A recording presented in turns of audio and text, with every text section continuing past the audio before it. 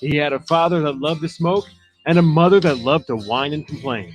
With this kind of parental combination, Perpetual Quitting Smoking Guy's future was fairly well mapped out early on. At the ripe age of 10, he had already mastered the smoking/complaining technique. Oh, I've got to give these things up. Oh, these things are killers. Oh, cough, cough, whine, whine. His fourth grade teacher agreed. By the time he entered high school, his addiction was serious. He couldn't go an hour without smoking. He and his best friend, fat guy who's constantly dieting, would sneak around behind the school for a cig and a Twinkie. I gotta give these things up. No, me too, they laughed. It was the beginning of a beautiful friendship. 4 years later, Perpetual Quitting Smoking Guy was up to 4 packs a day. His mother was very worried and constantly whined, "You ought to get a patch." Thus began a long line of short-term solutions. Wearing the patch made him drowsy. Chewing the gum made him anxious. Spanking the monkey made him ejaculate. Perpetual Quitting Smoking Guy was now in his 20s and still couldn't kick the habit. His smoker friends tried to tell him, "Look, you're a smoker. Quit your bitching and get over it." But the consistent source of something to mope and complain about was too good for Perpetual Quitting Smoking Guy to resist, even though he had plenty of good reasons to quit, which he always stated aloud. "Man, I should quit. These things are turning my teeth yellow. Man, I should quit. These things are taking years off my life. Man, I should quit. These things stink up the house. Man, I should quit. I wouldn't want to have another accident like that time I accidentally burnt down the orphanage." When Perpetual Quitting Smoking Guy turned 30, he decided the way to quit was just to not buy any more cigarettes. He figured out the cost of all those cancer sticks and imagined all the other things he could have done with all that money. When he made the decision to no longer purchase smokes, he transformed himself into constantly bumming a smoke guy. And that's a whole other story. I'm Rocky for Ray and E Biographies. Mom, now that I'm in high school, I'm noticing I'm becoming a woman. I need to talk to you about sex. Well, I'm so proud that you came to me. Yes, it's time we had that talk. Sit down. I knew this day would come, and I've been dreading it. How can I talk to my daughter about anything like that? I don't even know much myself. It's not like my mother ever had this talk with me. She was a crack whore who ran away when I was just 3. Well, I want to be there for my daughter. I just wish I had some advice. Well, just remember, there's going to be plenty of pressure on you to do things that you might not feel comfortable with. It's important that you know there's nothing you have to do. You can always say no. Make that your first rule, and you'll be a happy person. You mean you'll be an uptight prude that no one wants to talk to? Oh my God! Mom, who is this? I'm Radio Sean Billette for Teen Sex Today. Mom, he's in my room. Yes, and I've brought the Teen Sex Today complete video course with me. Video course? Of course. I understand you. Like so many mothers today, we're unsure about how to talk to your daughter about sex. These videos will help answer all those difficult questions. First, young lady, how old are you? I'm 7. Again, how old are you? 18. See, she's learning already. Let me put this video in from some random spot and let the lessons begin. Now with the palm of your hand, perform the rotating motion on the top. Don't do this for too long or you could cause a heart attack. What the hell kind of tape is this? Shh, Mom, I'm learning. That's right. It's either learn it the right way here in the comfort of your home or in a back alley somewhere. Well, that's a good point, Mom. But always make sure you tell the guy you're going to do this. There's nothing worse than the snowball surprise. Some boyfriends What is don't this like video that. talking about? Well, maybe we should sit down and watch too. You might learn something. The Teen Sex Today series is meant for daughter and mother. Well, it's very explicit. After all that time putting on your makeup and doing your hair, you don't want to get it all messed up. That's why you have to remember, suck, then duck. But you should still keep a towel handy I just think in case that's you're not just quick about enough enough. to get. This tape has stuff on here my daughter doesn't need to know about. Stuff I don't even know about, and I went to Taylorville High. Like, what is this right here? Oh, well, you need a straw and funnel for that. Do you have Oh, one? never mind. Why don't you show something useful on here if you're going to be X-rated? Maybe like the correct way to put a condom on, for God's sake. Well, this is just the sample tape. Let me check if it's on here. Let's see. Did he f***ing when you only wear a training bra? How to get an A in health class? We need to relax. You know, I don't see it on here. Ugh. Now, don't get discouraged. I have some condoms right here. Let me just whip this out. Oh, Mom. He's already ready. Pervert! Now, how do you do this? You just roll it on? Oh, yeah. I think she's going to pass with flying colors. I'm Radio's Sean Billette for Teen Sex Today. Call 10 to 12 for 17 right now.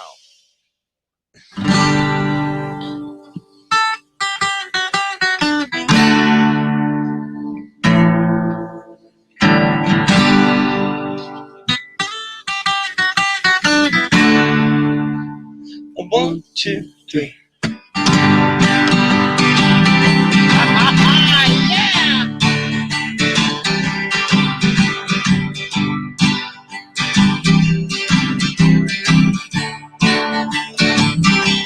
Yeah, she was a fast machine. She kept the motor clean. She was the best damn woman that I ever seen. She had a size, the size, telling me no lies, knocking me out with those American thighs, taking off her share. She had me fighting for breath. You know, she told me to come, but I was already there.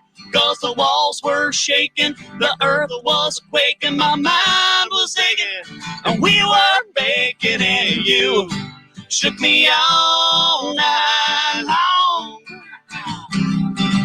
Yeah, you shook me all night long. I'm walking double time on the seduction line. She was one of a kind, she just a mine, oh mine. Take another course and take another course and made a meal out of me.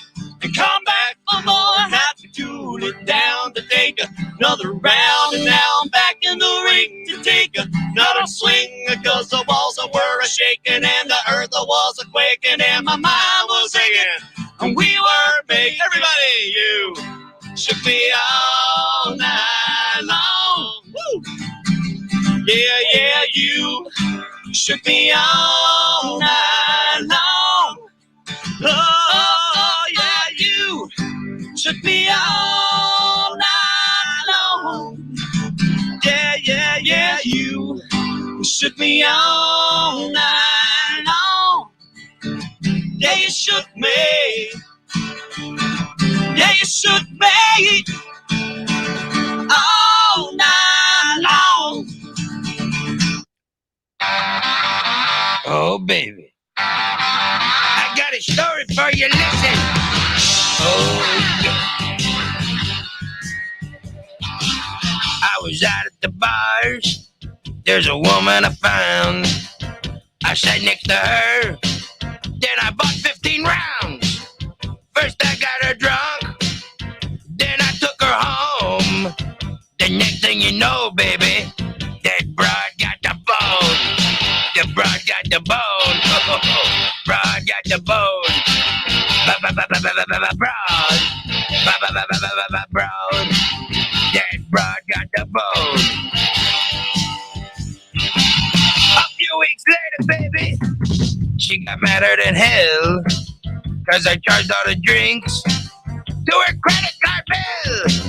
She kept trying to call me, but I hung up the phone. I went two different ways. That broad got the bone. Broad got the bone. Broad got the bone. That broad got the bone. She got the bone.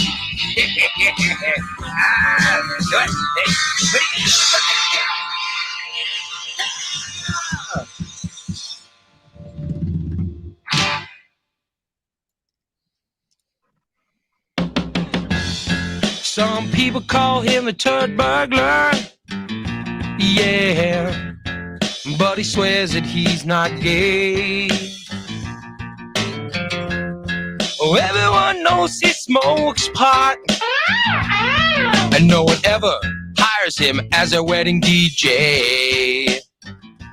He's a bone toker, a knife stroker, a butt poker, a bone smoker.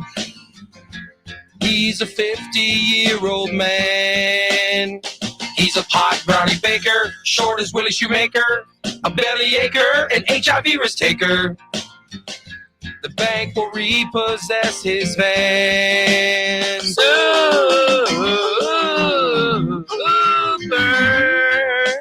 People keep talking about Jim. They say he dresses like a colorblind slob. And what if he doesn't get a new contract? Well, he'll make his girlfriend get another job. He's a bone tugger, a knob sugar, a butt hugger, a bone smoker.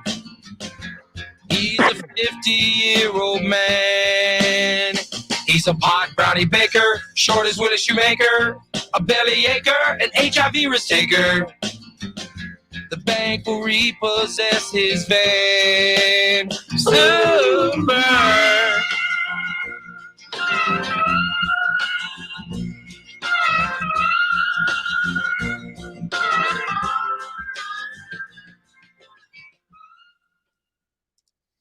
How nice. Let's get it started. Come on now. Come on. Come on now.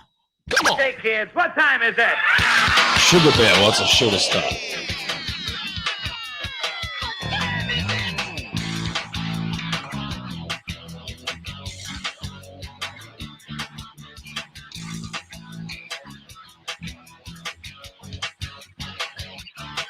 The alarm clock screams and there's a cat butt in my face. I don't want to get up, face the human race. I take a shower, I take a pee, I drink some coffee, watch some TV.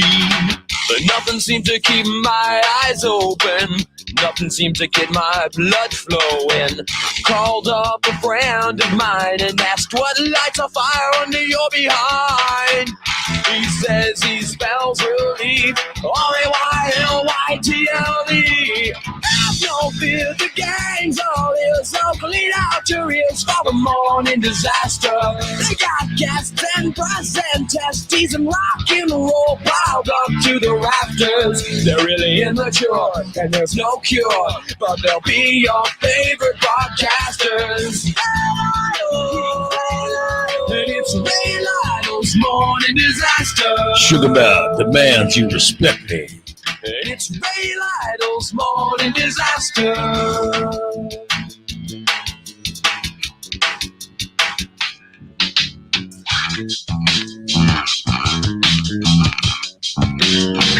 Sugar Bear demands pictures of your tape. My friend's advice to heart. I bought myself an FM radio.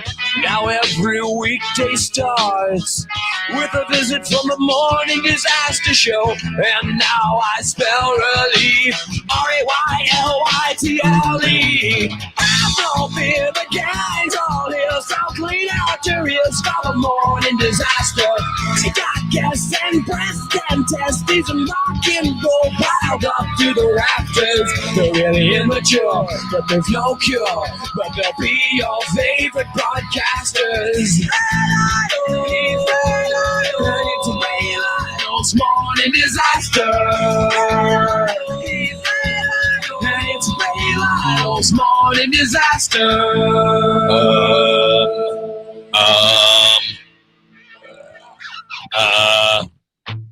It is Ray Lytle's morning disaster. How you guys doing? We are here. Good morning. How are you? What's up? I am Ray Lytle. TJ is with me. Morning. And Nick is also with me. Good morning. How are you guys? What's going on? I hope we're all in some good moods. That is my hope anyway. I am right now, but the day is still young. We're hoping that, means good things.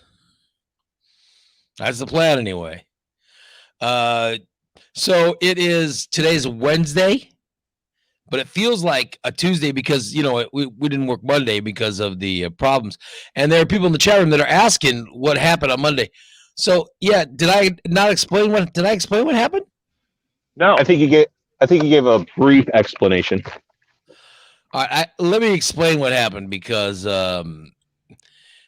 my cat, when we went on the air Monday, I could hear those guys sort of, but I couldn't hear myself. None of my microphones were working.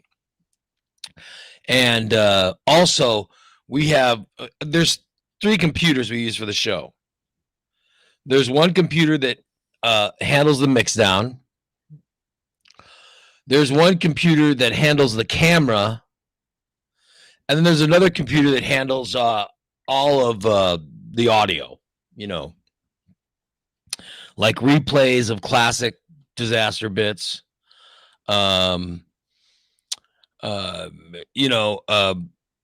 commercials, all that stuff. So all of that stuff is on a third computer. Well, it all runs into the video computer, which mixes everything together. That's the computer that gave Rocky his green box when we used to do Zoom. And then, of course, it all goes out to you guys. Well, what happened was one of the audio drives that contained all of the classic music or all of the classic Morning Disaster bits is on a server that somehow got unplugged from that second computer. Okay? And the main system wouldn't work. Now, my mistake was I thought it was the same problem. It was actually two different problems. And the other problem was my cat had gotten behind the video computer and was playing with there was some crinkly paper, which I don't even know how to describe it. It's just there's certain types of paper that my cat is fascinated with. And she had gotten into it, and she likes the sound it makes and so on and so forth. And so she was playing with it and got rough, and she unplugged a cord. All right.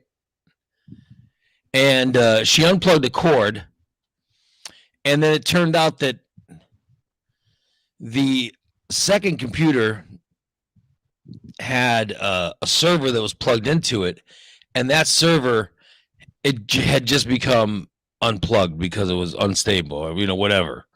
I don't even know. They weren't related.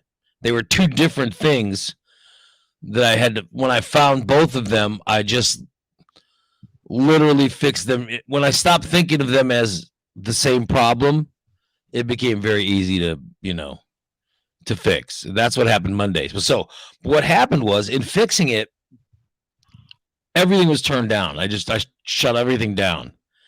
And then I shut it down, and I took it back up from the basics to try to find what the problem was. Now, here's the problem with doing that.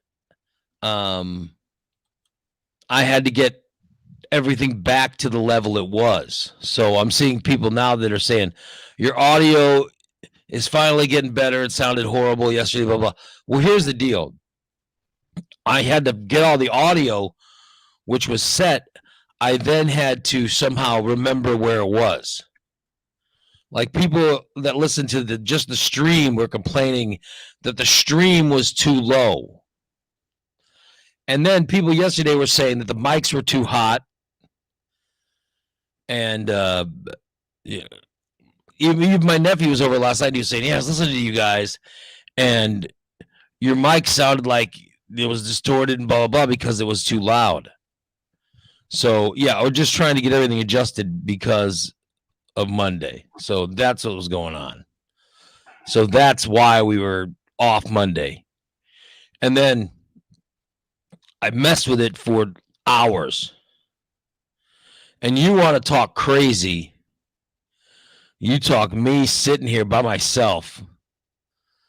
Mumbling. With no sound except just going 1, 2, check, 1, 2. And then having to pee. And I'm just sitting here for hours, Oh my God. I really thought I was going to erupt. But I fixed it. I got it fixed somehow. Sugar Bear was with me in my mind. By the way, my nephew was over last night. We were watching, this is our thing. We watch basketball when he's in town. We watch basketball and do Sugar Bear impersonations. And then send me messages. And then asking me to see my mom's panties and see her, and then show me, and then I'm supposed to show you my tape. Yeah, and the whole thing was the sugar bear stuff from last week was disgusting, which was sent pictures of your toilet. Last night was this sugar bear. I want you to crawl into your mama's bedroom. When your mama, she don't have to be home. I want you to crawl into your mama's bedroom and then open up her underwear drawer and take a picture and send it to Sugar Bear. So somehow Sugar Bear went from wanting to see pictures of full toilets. Now Sugar Bear was talking children. I'm not one to kink shame, but I think Sugar Bear will be the exception. So Sugar Bear is now turned into a deep voice version of Jim the photographer. Yeah, Sugar Bear was saying, I want you to open up your mama's underwear drawer and take a picture and then email the picture to Sugar Bear. And then it was take a picture of your taint. Oh my God. The whole thing was, hey, this is Sugar Bear. I want you to take a picture of your taint and send it to Sugar Bear. Which is just the whole thing is just we're trying to think of what's going to bother Nick the most. I'm trying to do my homework. I'm trying to solve equations, and then I'm getting messages about me showing my taint. It's just my nephew and I watching basketball and sending Nick messages about Sugar Bear that we know will get him, riled up. But we have so much fun. It's so much fun. I was like, I got to record this. But the whole thing is we're just mad because Nick's not here. Because you'd like to have Nick's voice doing Sugar Bear. Mimicking the horrible stuff we're saying. So, Ray, that could have backfired horribly because if Nick would have taken a picture of his taint and then sent it to his professor at school instead of you guys, that could have been bad. Yeah, that's a bad way to turn in homework. That's not extra credit. Well, it was fun. And then we were making things plural, which, by the way, is a trick that Rocky used to write. I think he wrote it. I'll have to ask if Jimmy just came up with it or not. But when Rocky would write Hump Ranger, Spider Jones, would make things plural. Hey, babies. And I don't know why I don't know if Rocky wrote it or Jimmy was just would make things. It's like the people who say, I'm going down to the Walmarts, and you're thinking to yourself, oh, they're going to more than one? You know what I mean? And then it turns out, no, they're just going to one, but somehow they're making it plural. Sugar Bear was doing the same thing last night. I want you to look at your mama's underwear drawer. Good God. Look at the underwear drawer and send a picture to Sugar Bear, which really made no sense to make it plural, but I enjoyed it immensely. So there you go. There's a lot of that going on last night. Steve wants to know if I got my door handle replaced. Well, here's the deal with door handle. And by the way, TJ was so kind. He was the one who found it on Amazon and ordered it. Okay. So I got it there, and Joe from Recon, he takes off the door and he goes to put it in. And I was there for, a while. And I'm sitting there talking to Derek and Mike, and I love going to Recon Tex. In all seriousness, it is one of my favorite places.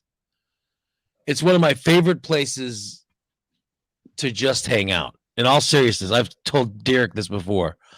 I said I would love to just go to Recon Tex and just take a chair and just hang out, because you could sit down and everybody else is working, and I'm just laughing and laughing at everybody else's work and just having fun. That's what I love things like that. I used to, there were some places, favorite places in my life that had that, that thing to them that I just love.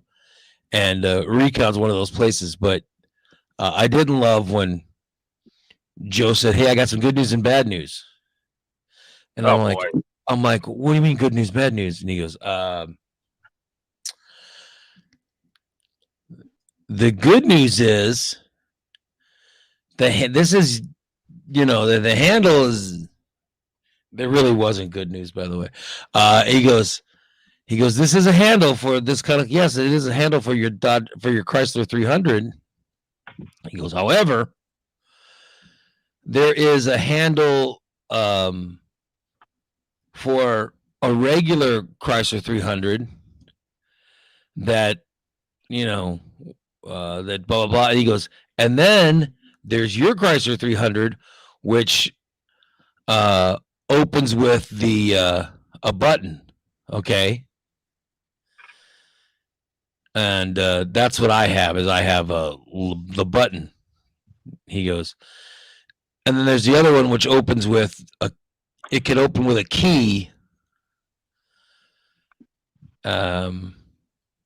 which isn't which I don't have. Like I hit a little button that it unlocks, and because I don't have a key. My car doesn't have a key. Does that make any sense? It's a push button. It's a key, but it's not a regular key. It's not a metal thing that you slide in and for my car it's different. So you don't really put a key in to unlock it. And he said the handle that I've got's created for the keys. And he said it's the wrong handle. And I was like, oh my God. So he said, so the handle's not going to work. So your car is still not fixed. Yeah, but here's the deal. When I was there last fall or summer, whenever it was, when I was there then, Derek noticed that I was having problems with my there was some problems with that door handle. Like it wasn't falling off, but it became loose. And Derek had said, he goes, "Hey, listen," he goes, "call Shaner." He goes, "Call somebody with a junkyard." He goes, "And let them grab a handle off an old Chrysler 300. And he goes, "And then bring it in. Well, and Joe could put it on." And he goes, it's no big deal. And this was when was that? Last fall when we were there for Mikey? Yeah, or late summer, whenever it was. And he goes, "Do that." And I was like, and I said, yeah, I'll do it. And of course I didn't, because I'm such a dumb shit. I don't listen to anybody. Well, yeah, people tell Anyone me at all. Yeah. Thank you. Ever. People tell me 100% this is what you have to do. And I will completely disregard it, as I am known to do. And instead, I will 2 pick steps the hard backwards way. to get 1 step forward. So they said, "Yeah, let's try to get it from a junkyard." And just so, needless to say, my wife was coming home from work for lunch, okay? And my wife was then texting me, and she said, "I'll swing by Recon and pick you up." So I just left my car there, and I came home. So that my car is at Recon, and and I came home, and so they're Well, if they there don't you go. find it by next week, let me know and I'll get the one from the dealer. Well, it's just ridiculous. It's just ridiculous. It really is that I should have, if I'd have listened to Derek literally in the summer, it could have been, done at a regular pace and all this other. I should have listened and didn't. Oh, so that's why yesterday I said, from now on, I will never. I was going to write on a chalkboard like 500 times. I will always listen to Derek, from Recon, because, he's always right. And I don't know what my problem is, why I don't. I don't know. I don't know why I don't listen to people. So there you go. That's the latest with my door handle. Any other questions before I get going, or I'm just answering people's questions?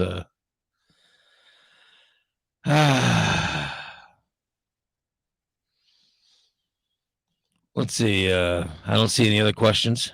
All right. By the way, DC says Sugar Bear has been reported to the Me Too organizations.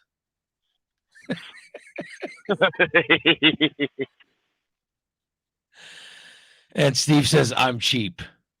Well, yeah, but cheapness is cheapness is part of it. It's not cheapness. It's just stubborn. Yeah, it's not even stubborn. It's just stupid. I don't even know how to describe it. Because it doesn't even take that much to do what I'm being suggested. I just don't do things. I don't know what it is. Or you take it to 11. Yeah, I do. I push things too far. Yeah, I don't know. I just don't know. It's just too frustrating. But it's also, come on, people. It's also those things that make it me. It's one of the signs of narcissism. It's one of the many. You're a narcissist, and that's there we go. So you think that you know better than everyone else. I don't no think matter what kind I of don't think I know better. I don't think I know better. No. Yes. Just know putting him on would be a fucking problem. Yes, Or it would. immediately calling me a narcissist. I want to go back to you randomly go to businesses and hang out while people are trying to work. What the hell is that? Not all businesses, You're that but guy now. You just go to Recon and just hang out. Everybody's trying to work. You're like making digs at them and stuff.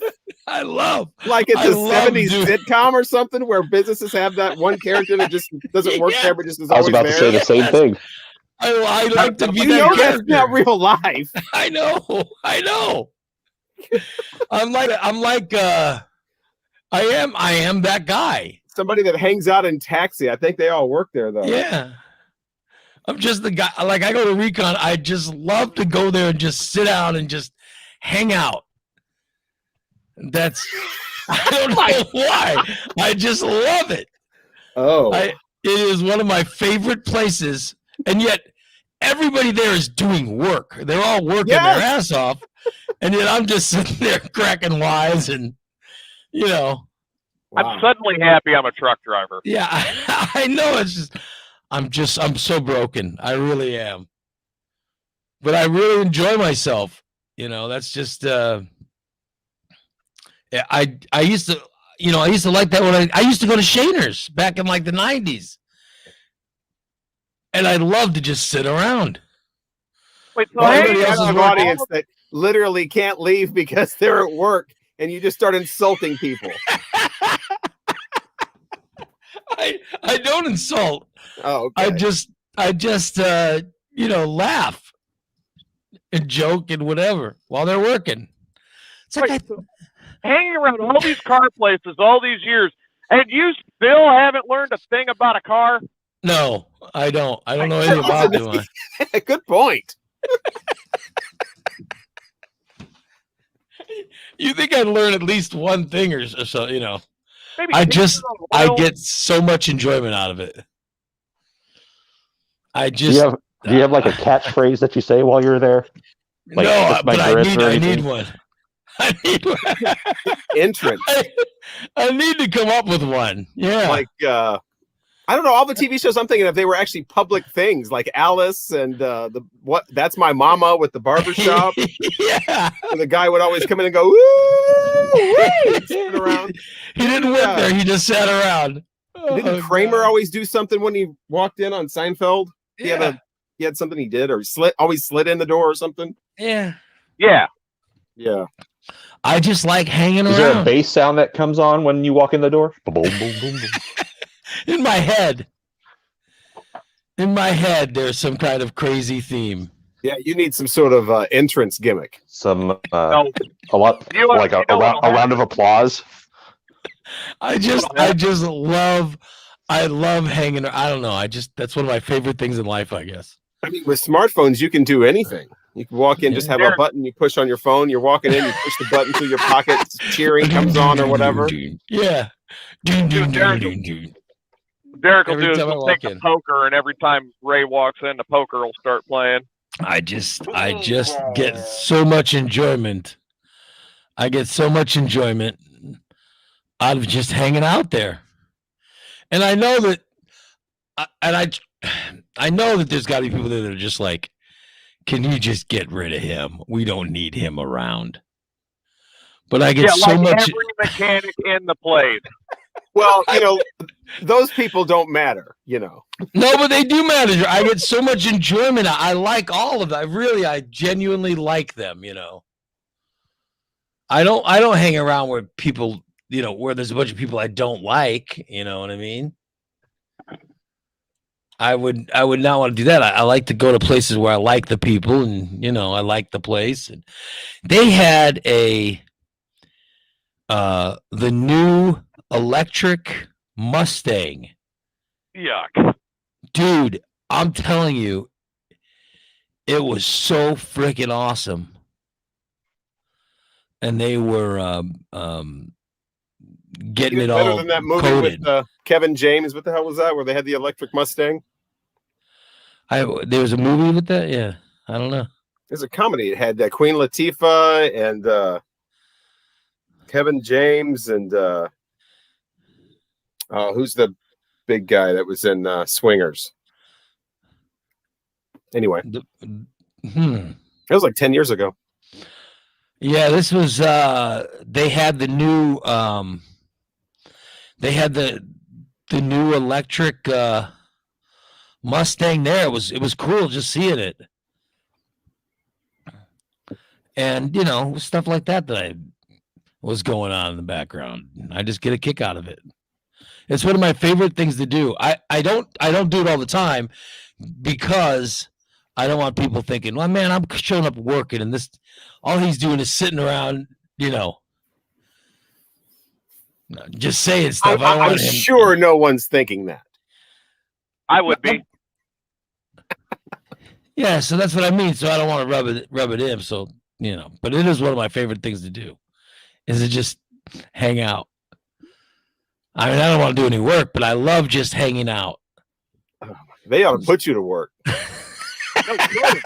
I know.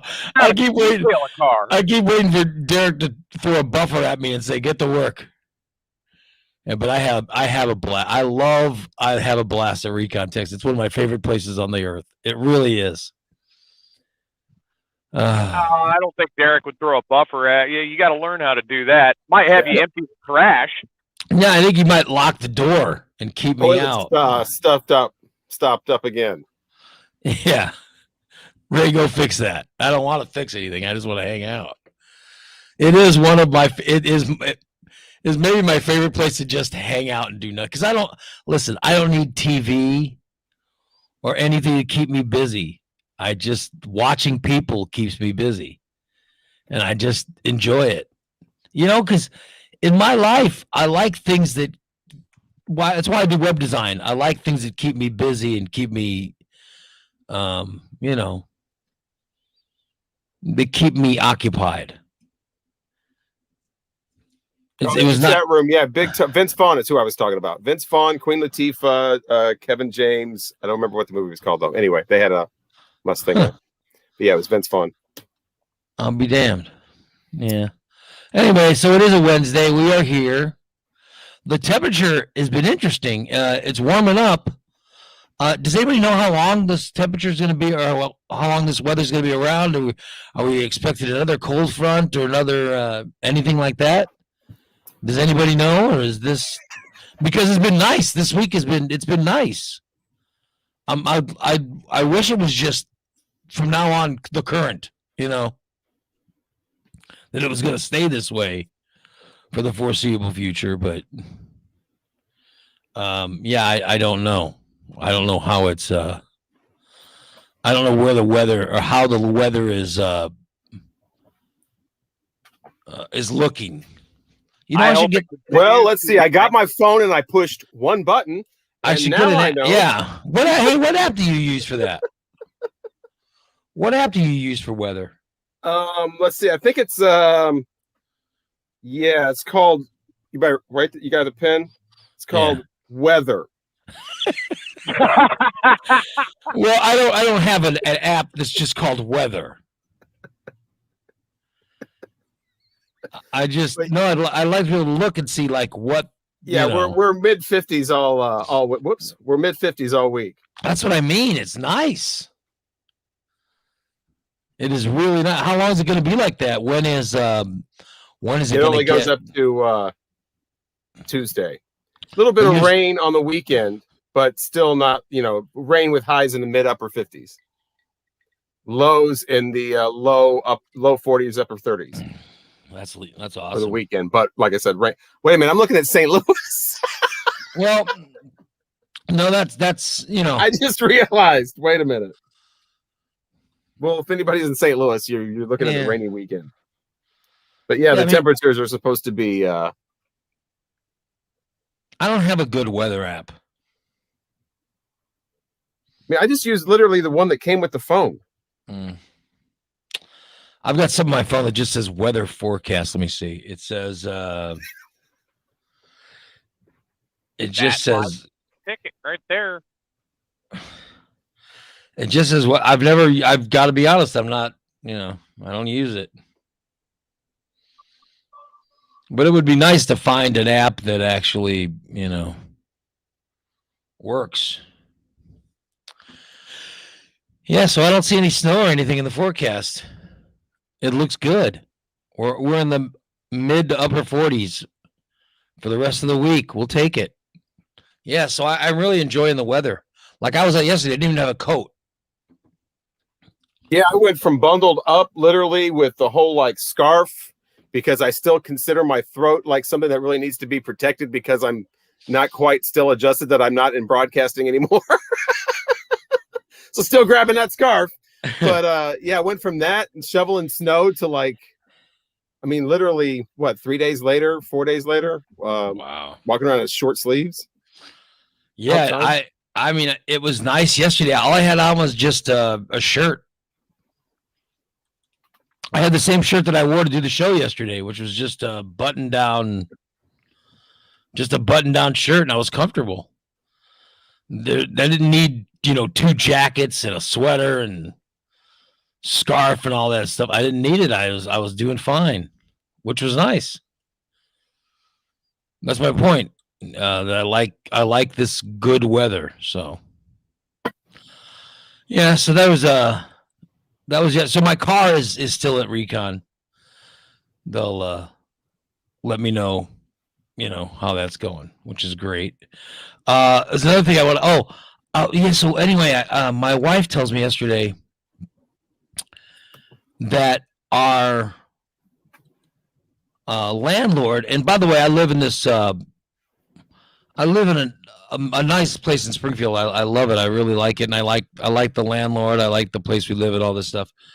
But our landlord is basically saying that he just wants to sell the place, and So my wife says, she goes, our landlord, or so she goes, she tells me the guy's name. She goes, he says he wants to just sell the place and get out of it. And I said, oh, that sucks. And she goes, yeah. She goes, well, we can't afford to buy this place. So She goes, we're going to have to move. And I go, oh, no. So now we're going to look for a place, which I just wanted to get that out there if anybody finds anywhere nice, you know.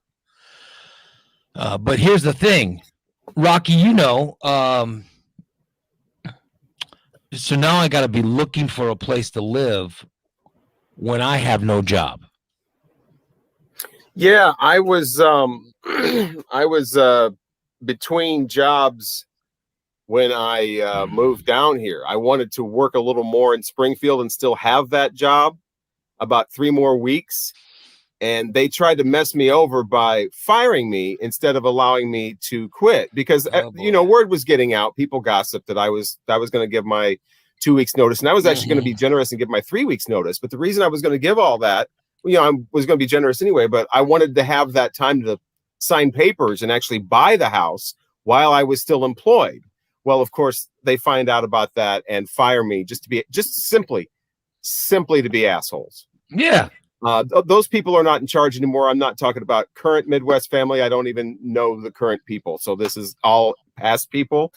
Just in case I go putting in applications at Midwest family, I am definitely not talking about the people currently running the show or anyone currently employed there, as far as I know. Yeah, so, you know, that made it going around trying to get a loan and look for a house with, you know, no job. And well, Terry was with me, but yeah, so I had to, you know, have co-signers and all that kind of stuff, and kind of got treated, I think, a little bit differently. That's what I'm getting at. So banks and whatever, because it was like, you know, I had to have mom sign, and I was like a, you know, however old I was at that point. I'm going to be looking for a new place to live, and so literally I'm going to be going in, and I'm going to have no income coming in for me. You know what I mean? Yeah, like, I know exactly what you mean. It's all gonna be based on my wife's job. Yeah. So whatever place we're gonna get next, I'm just saying that we've got that going against us. Now I will eventually get a job.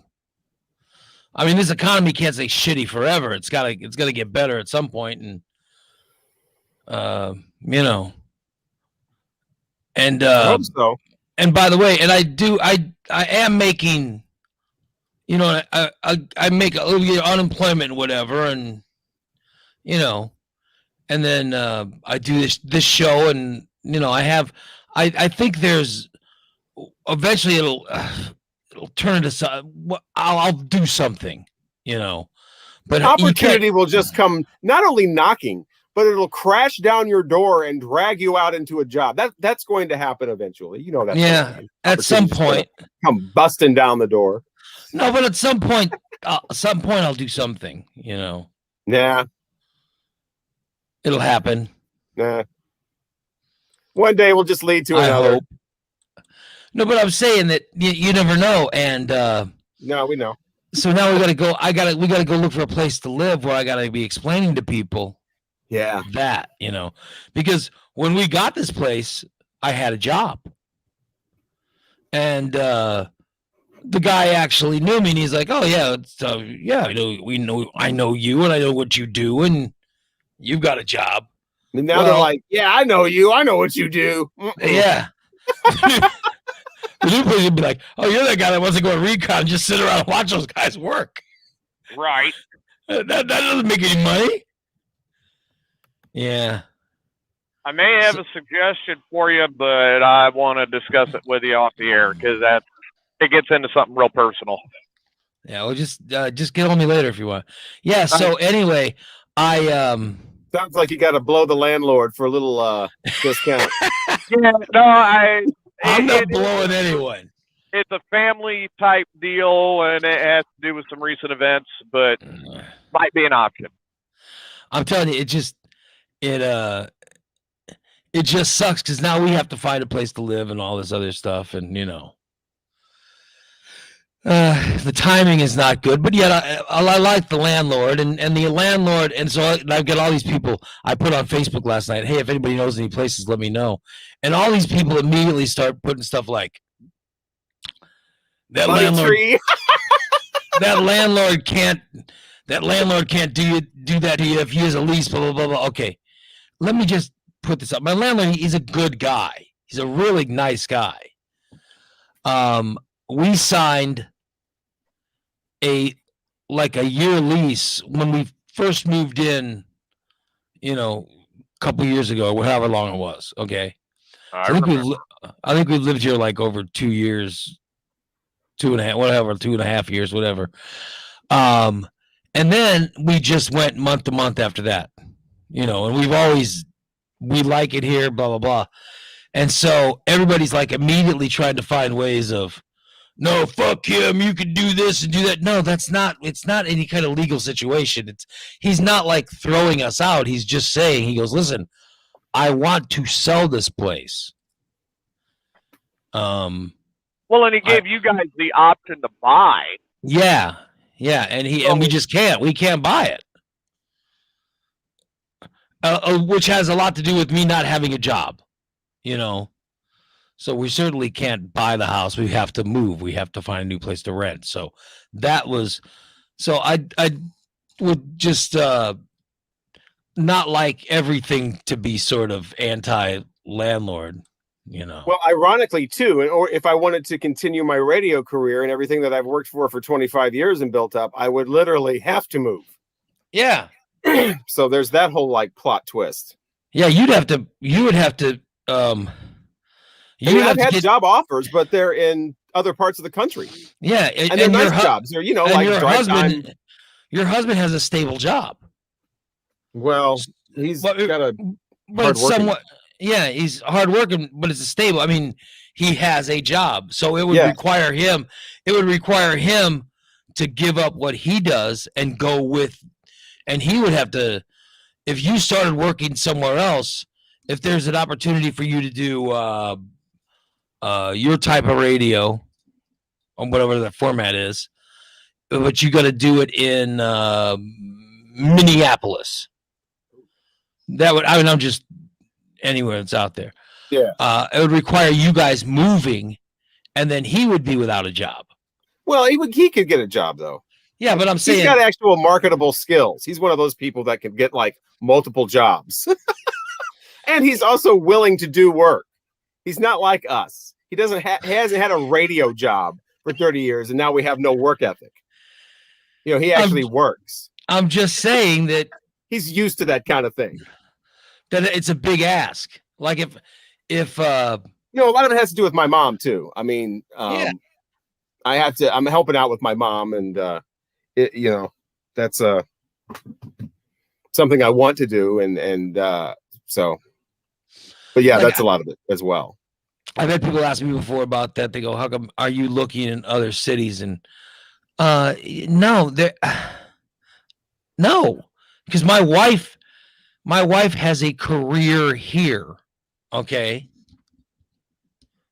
And no, I'm not looking to pick up and move somewhere else. I'd like to live here because I'm not going to just have her,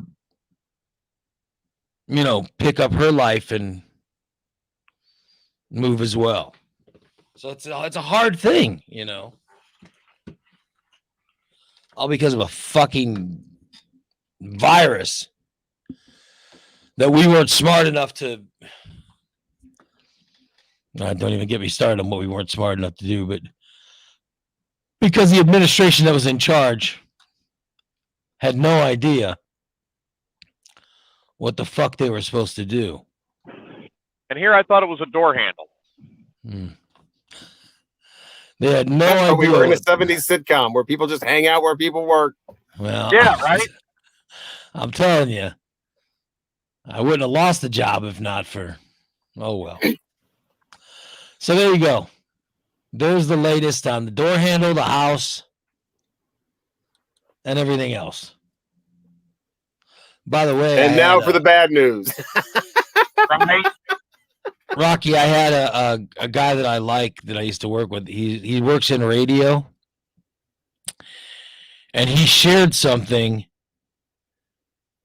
that I'm like, oh, I got to pass it along to Rocky because he's like us. You know what I mean? He's in radio, but he's like us. He sees the bad parts of it. You know what I mean? And how radio just refuses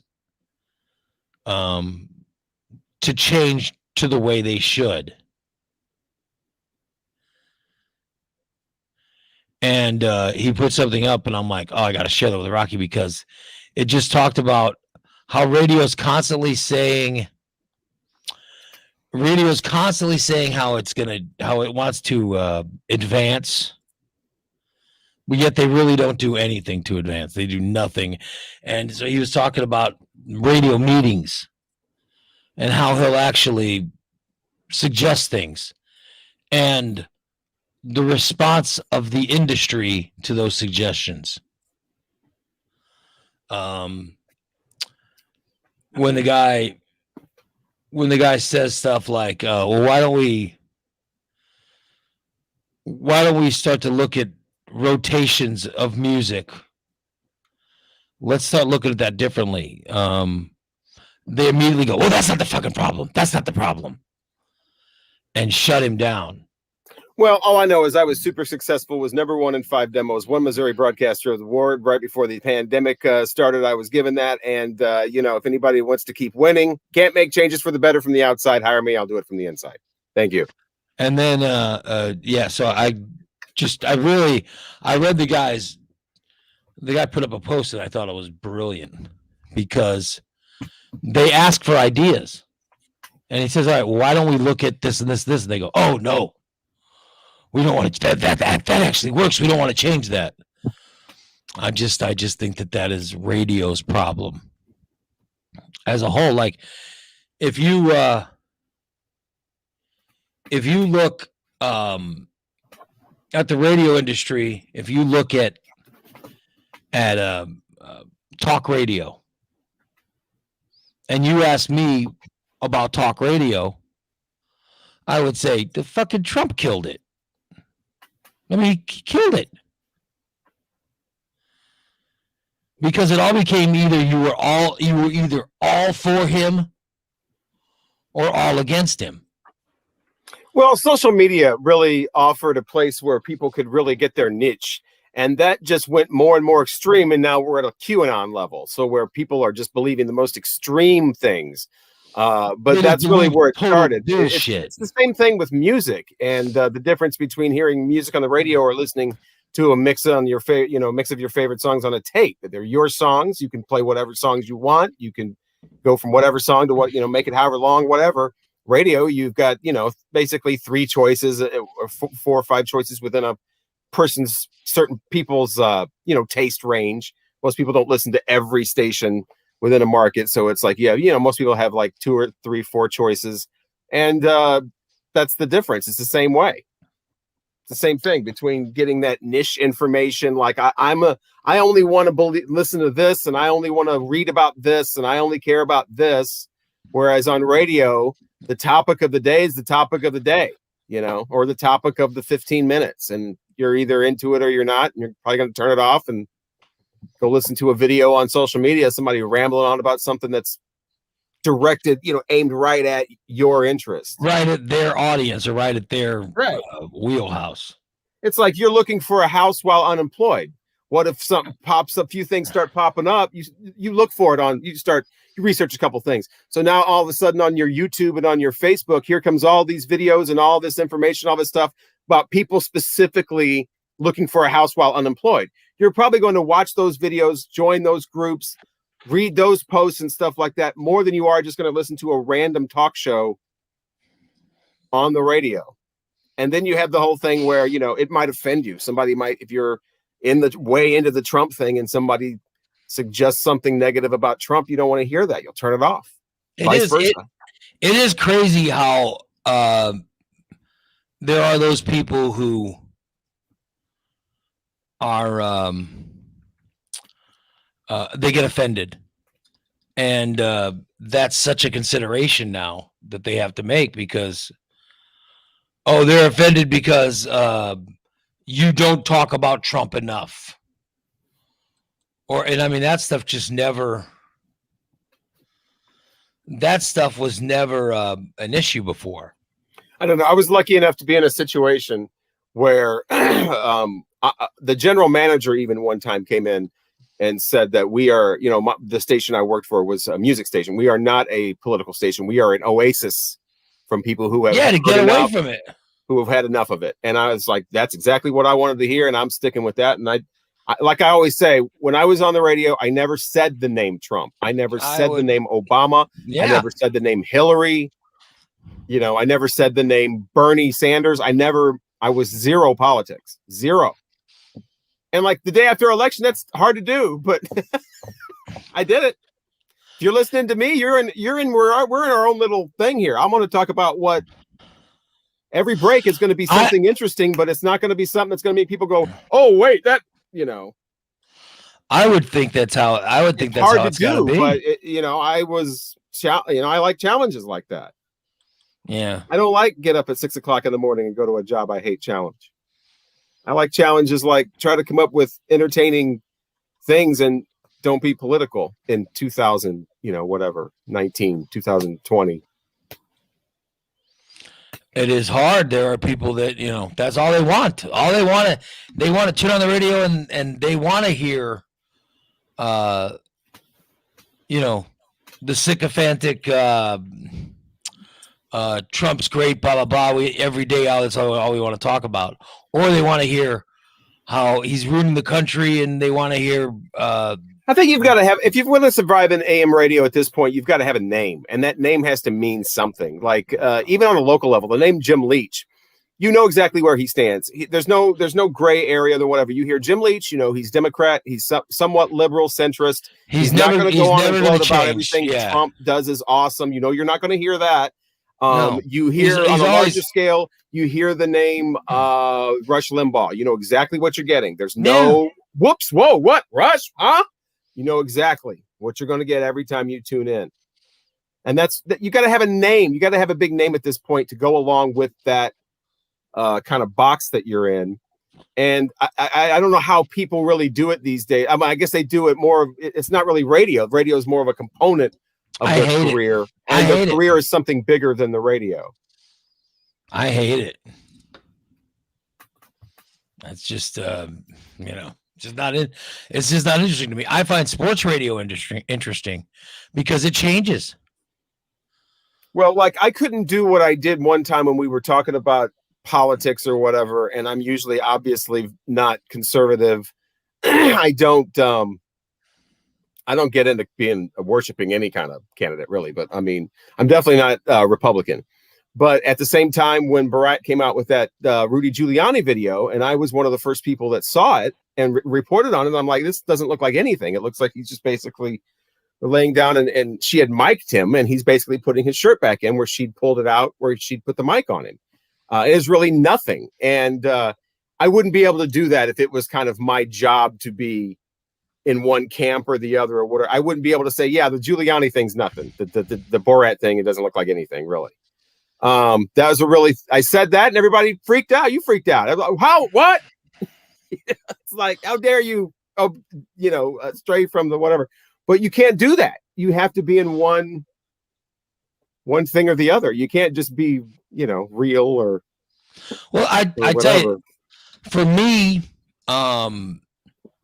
talking about myself, that's, I'm not talking about fucking Trump or, I could care less if I ever talk about him again.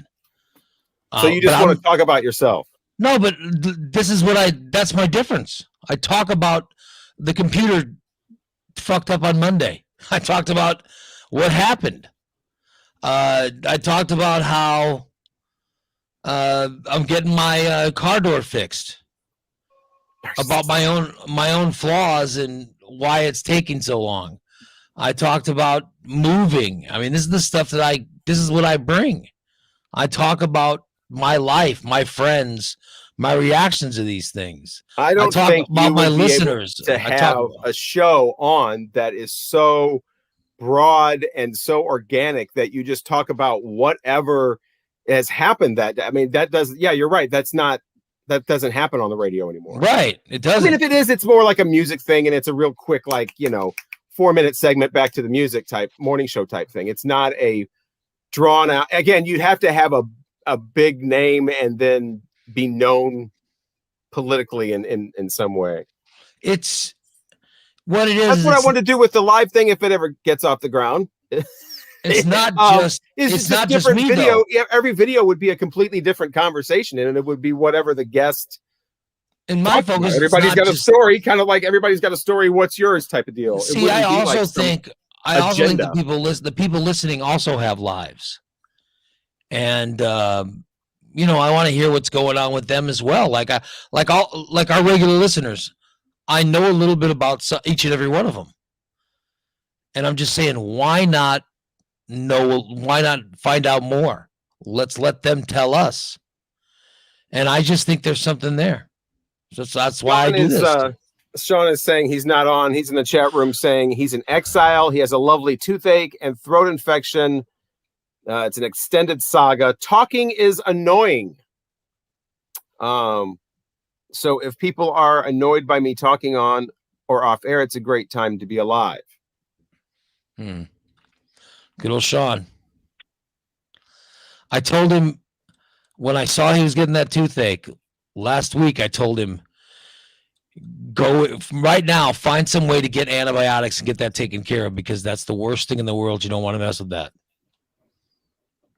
And it is the worst thing in the world. You don't want to mess with that. That sucks. Talk about Tiger Woods got in a car accident. Did you see that yesterday? Tiger Woods got in a car accident. Heard a little bit. I was at my mom's house yesterday for quite a while, so we don't do a lot of CNN or what. You know, they don't have the, you know, they just have the basic cable or whatever.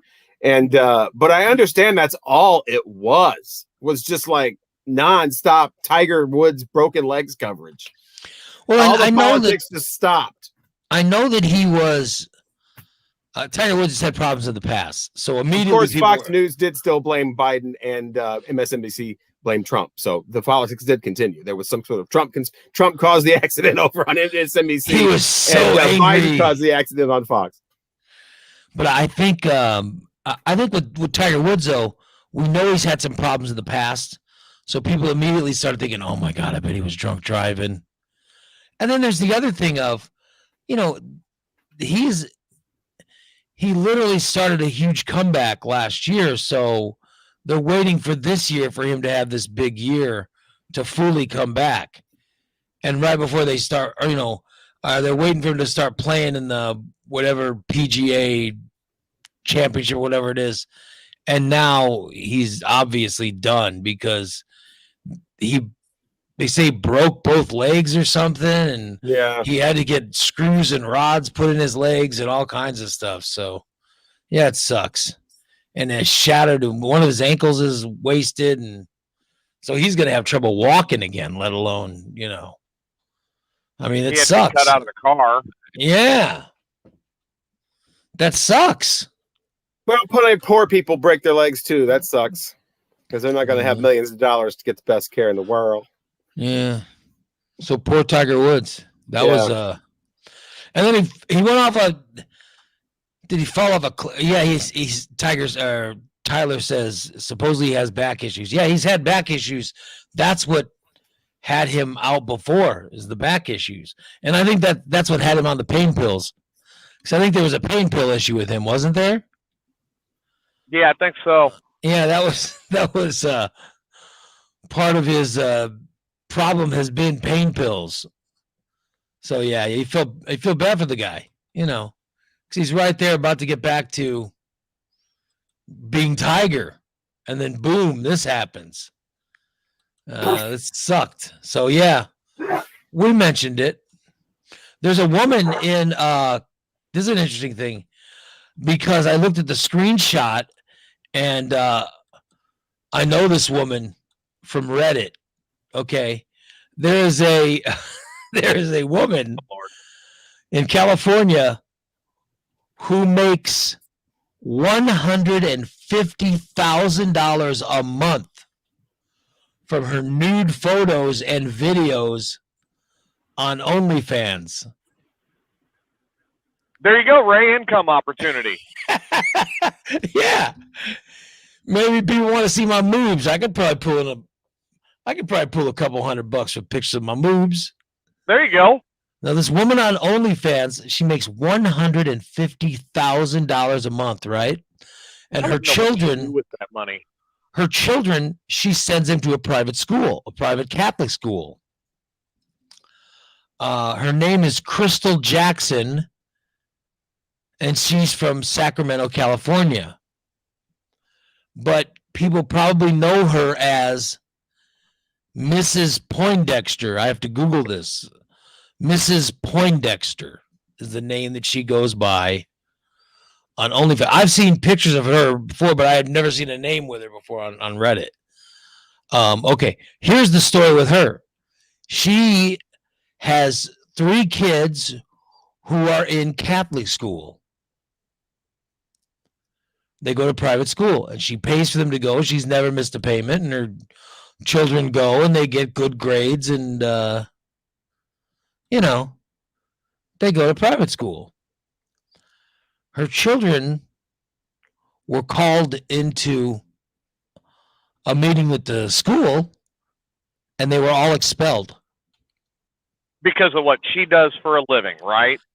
They expelled her children because some of the other parents of other children that go to Catholic school complained. And the other parents said, we can't have those children going here. Their mother takes nude pictures and videos on the internet. So the school expelled her children. It's crazy. The parents lobbied the school to have her kids expelled. So they expelled them. So the kids didn't do anything wrong. The school got rid of the children because of what their mother did, which I find fascinating. Let me share. I want to share a picture of this woman so you guys can see who she is. Her name is Mrs. Poindexter. All right. And here's a picture of her. Do you see her? Not bad. She's got great eyes. Holy cow. Yeah. Oh, I hear Sean's on. Yeah. You like that. And they expelled her children, which is crazy. They expelled them from school because the other parents had a problem. So I just want to put that out there and see what do you guys think? Is that for crazy? $10,000 a month, I'll teach them. And also, based on what she's making, I'm considering getting implants. Listen, she's making $150,000 a month. That's a month. Hell, I'd like to make $150,000 in a year. She's making that each month. Dorn's in the chat room saying that's total bullshit. One of her very good friends worked as an exotic dancer in New Orleans and put her kids to private school. Yes. Yeah. I think, what the hell does it matter what your parents do?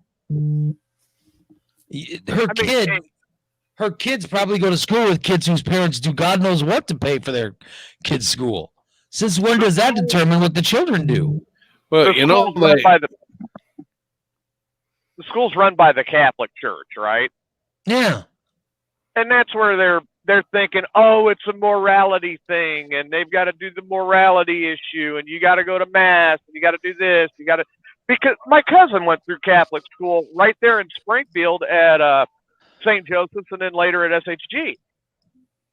And literally, they had to do so much with the church, and there was a morality deal where you can't get involved in certain things, or they'd boot the kid out. I'm telling you, it's crazy. I mean, Sean, you don't the way find Jesus anything wrong with it, do you? Do you find anything wrong with it? And in fact, you look at the teachings. I mean, Jesus didn't hang out in the country clubs or preach to the choir. He was out there and talking to people with issues and people, he was spreading the faith as opposed to holding it like a carrot on a fishing pole. She's just spreading her legs. If you think she's a mess and she's immoral, well, then you want to teach your kids. Do you want to see some It's not video? it's not like she's in there doing a Jessica Hahn, Sam Kinison video in class. Who wants to see some video? Anybody want to see videos of Sold to the Man in Blue? All right, let me share. I want to share a video. Let me share the video of this woman. All right. Let's see. There we go. All right.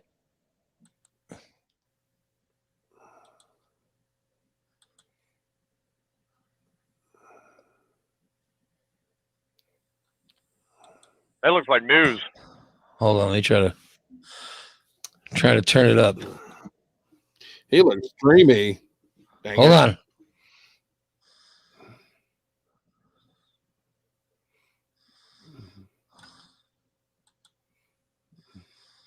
Please tell me there's porn music with this. Hold on.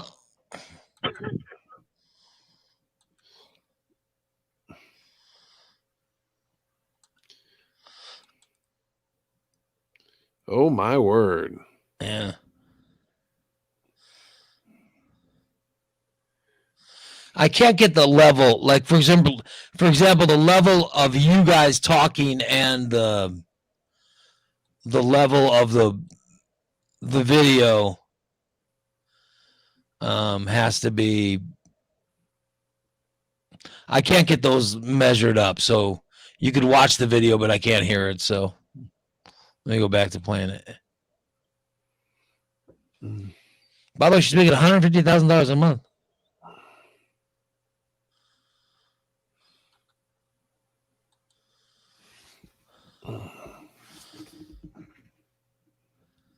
Oh, the devil.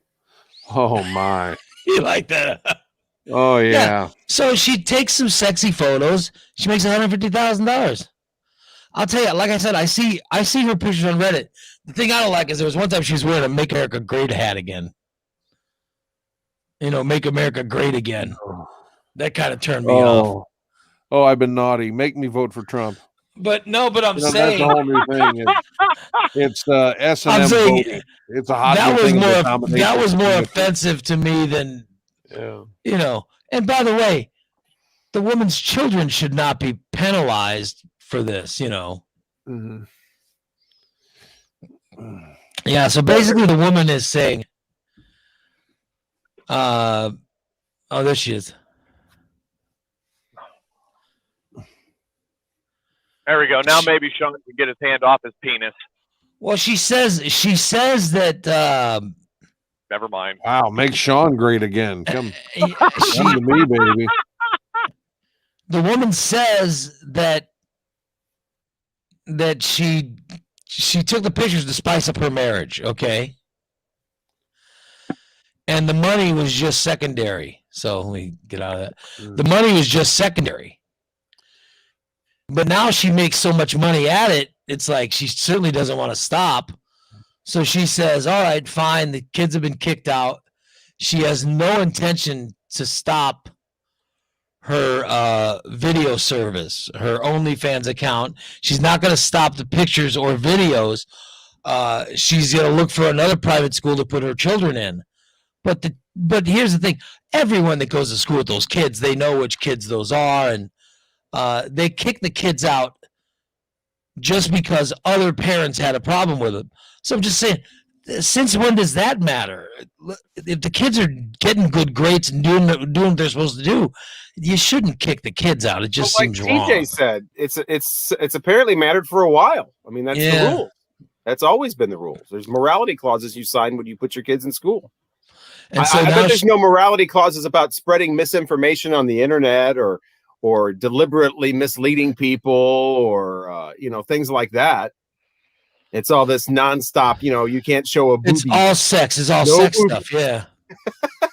They just don't want anyone showing any kind of sex. Right. Yeah. So she says No. she's looking for a different Catholic school or a different private school to put her children in. Yeah. But she's not going to take down. She's refusing to take down the porn stuff. Well, they signed it. I went to public schools. They were good enough for me. Yeah. Well, not really. I'm kind of unemployed. Maybe I could have learned a skill. Yeah, maybe if you'd have gone to private school. Yeah. I'm just fascinated by.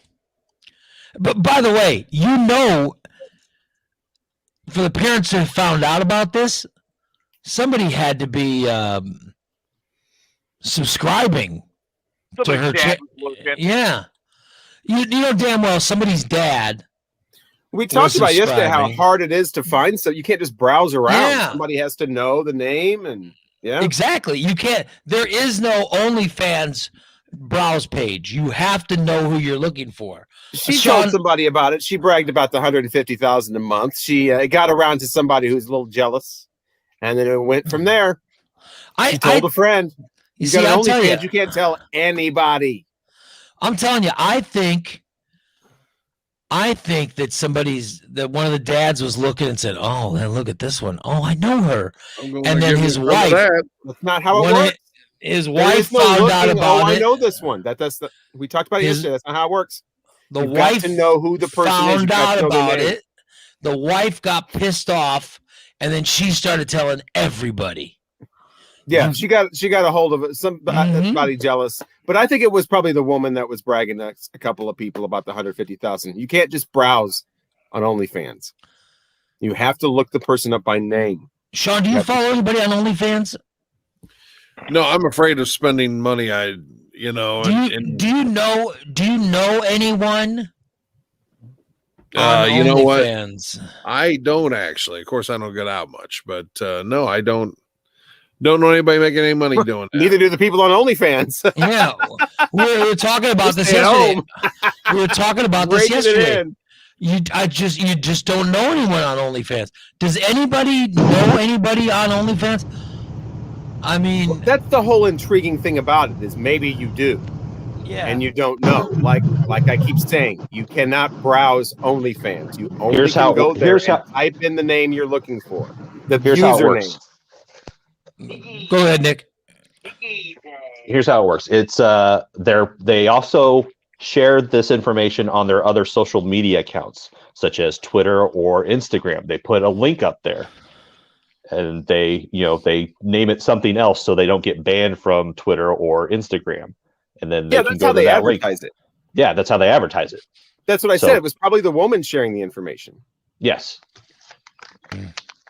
They'll put it on, and then if you want to go into porn too, they'll put like a little thing on Pornhub and then a little tease, and then to see more, join my OnlyFans or Twitter or. I mean, that's how I found out everything I know. I don't subscribe to anybody's OnlyFans. I'm always reading about it. That's how I knew about all the Big Brother people, and it wasn't because I went on OnlyFans and typed in Big Brother. I mean, nothing comes up. I just, so I don't know how hard it is. We were talking yesterday. You can't. There is no searchable thing on OnlyFans. You either know them or you don't. So I'm saying if we know somebody, it's probably the way you guys are talking about. Like I follow someone on Instagram. But when you're doing that, you're choosing what you put on Twitter. Yeah. You're choosing what you put on, Facebook or whatever to advertise. You're choosing what audience. She slipped up and got somebody. You got to come up with a fake. You got to always use your username. You can't be mixing up your real name with your username. You got to shoot it outside of your area. You got to ban it from your. So somebody found out. Somebody found out that she was Mrs. Poindexter. Right. God. Which, by the way, what a great name, Mrs. Poindexter. And she found out, and she said, "I am not going to make $150,000 with this." Well, neither is she. Yeah. Where's that email? My husband watch you. By the way, maybe if she just did some stuff in her bedroom, like what this woman did. Maybe,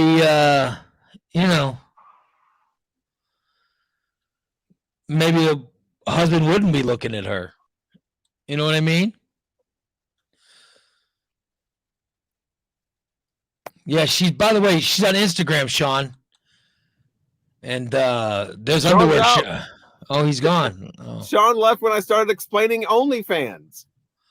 By the way, if you go to Instagram, you could see. I mean, I'm looking on Instagram, and man, you see, yeah, they advertise on. It's like Nick was saying, they advertise on whatever other platforms, but to see the stuff that you need to pay for, you got to go to OnlyFans. And even signing, let's say that you have two people you follow on OnlyFans. That can be like $70 a month. Who the hell's got money like that? Accountants. This woman was making $150,000 per month. Probably charging $40 a month, $30 a month. I mean, that's a hell of a lot of people that are going. Or just putting the camera on, getting a little dressed up, put a little makeup, putting a little light, getting a little lighting involved, and just turning on the camera for 15 minutes and doing whatever. Yeah. I just checked her regular Instagram account. And yeah, that's what busted her. Nick, you get it right in the head. She got busted because of the Instagram. That's what busted her. Because I'm looking at the Instagram account. Holy shit. There's no way. Look at the Instagram. Look at these photos. That's the thing. You can't, if you're, Who's that teacher? She signed a morality clause. I mean, you signed morality clauses before. Yeah. That was the whole pot smoking gym thing. You know that if you sign that, foolish move. I could get fired if I got a DUI. Never sign a morality clause. If I got a DUI, I could have been fired and lost all the money that I made in that contract. They used to have contracts where it was like you couldn't engage in like gay stuff. Like that was part of the morality piece. Nobody looked at it because you sign the morality clause and then you don't see what the clause is. You have to go to a whole other section. Most people don't sit there and read over contract. They just sign it.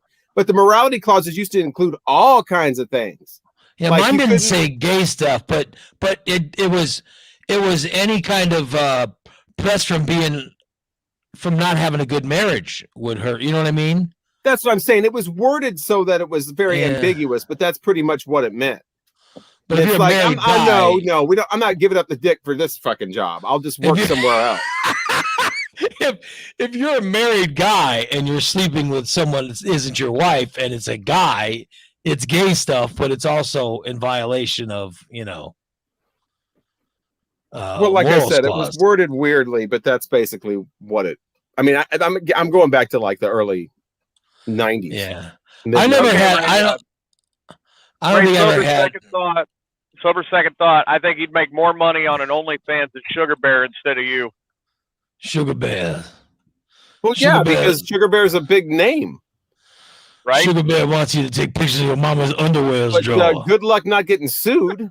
So any money you make, you'd be paying back, quintuple amount in court costs and to the post people. Yeah. No, I think the people that have got it right are these, like reality people that had their little 15 minutes of fame and they're trying to get paid a little more minutes and doing an OnlyFans thing and just banking money. I mean, because they got that little bit of an audience, they got that niche audience. And I saw what Mickey was you want to see about. You've watched them on Big Brother for however many months that is. You got all involved with their life. You want to see them finally take that titty out or other organs, other body parts. I saw what Nikki was talking about yesterday. The original MTV Real World, they redid it. They put the original cast. I guess Bravo is putting them I think it's going to be on Paramount Plus or whatever. And those guys were on TV for like what? Well, how long is that show? 9 months or something like that? 10 months it runs, and that was back in what 94 or whatever. I don't know how long they actually still lived remember together. half the names of the cast after But I all think- this time. I think they only lived together, like when they filmed that stuff. I Well, think they only lived together for as long like a as month. for us, the viewer, the show went on. For Yeah, the show however long. lasted 9 months or whatever. 9 months, 10 months, whatever, 8 So months. we, as fans, That's we how got long to these know people were in them. our lives, and yet all Can these you- years. This is 94. All these Can years you later, we name still. anyone? Can you name anyone from the first year of? I sort of have. We did yesterday. That's my whole point. Nikki and you and me and I maybe were able to just this Eric- person, that Eric person. Neese. Yes. There was. I didn't He watch the was- first season. I watched the second. I remember Puck with the peanut butter. I remember Pedro. That was I third. remember. That was third season. I'm just saying the Third first season? season. There's a girl named Julie or something who I remember was from Kentucky or something. Yep, she was a And dancer. I still remember that. Is that and one then of there the was- country singer? No, that was John. That was second season. Second season. And then Okay, I there started was- watching the second season. There was a girl who was like an actress or something, who was on it. And then I remember there was a guy who was he was wanted to be a wannabe rock star, Yes. and then he never made it. And I remember him on it. And then there was the black guy who was a writer. There was he became a big political And commentator. he was right? an activist. Yeah. No, I mean he used to be all over CNN and Yeah. this was a few years ago, but he was in it for a while. I think he's pretty much out of it now. But I mean, But it's amazing that these people were only on for 50s and we now. remember them. So if I was one of these reality people that was on a TV show for 9 months, I'd want to make a little more. I mean, if I had my little fan base, Yeah. But I'm saying it is weird. These people are now in there. We were talking about it yesterday. We're not experiencing people in their 50s. We don't want to watch them. This will be the first opportunity, really. I don't know about those housewives. Are those housewives in their 50s? I don't know. that's I not guess- real. I mean, this is supposed to be the real world. I don't think the Yeah. Housewives of Beverly Hills is the real world. So we're No, gonna watch, there's multiple takes on those. Yeah, we're gonna watch these. and everybody's covered in Makeup. a layer of like plastic, whatever, and all these years later, we're gonna see these people that were the original. I mean, that was the original reality show, and now we're going to see these people all these years later. Now they're 50s, living together for a while, which will be interesting. I find it fascinating.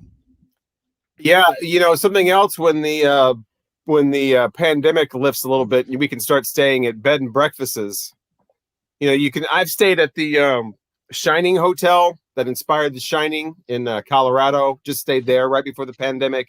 You could stay at I don't know if you can stay in the Amityville Horror House, but Horror House. But now you can stay in Buffalo Bill's home from The Silence of the Lambs. It's No where they kidding. filmed it. It's an actual house in Pennsylvania where they filmed it.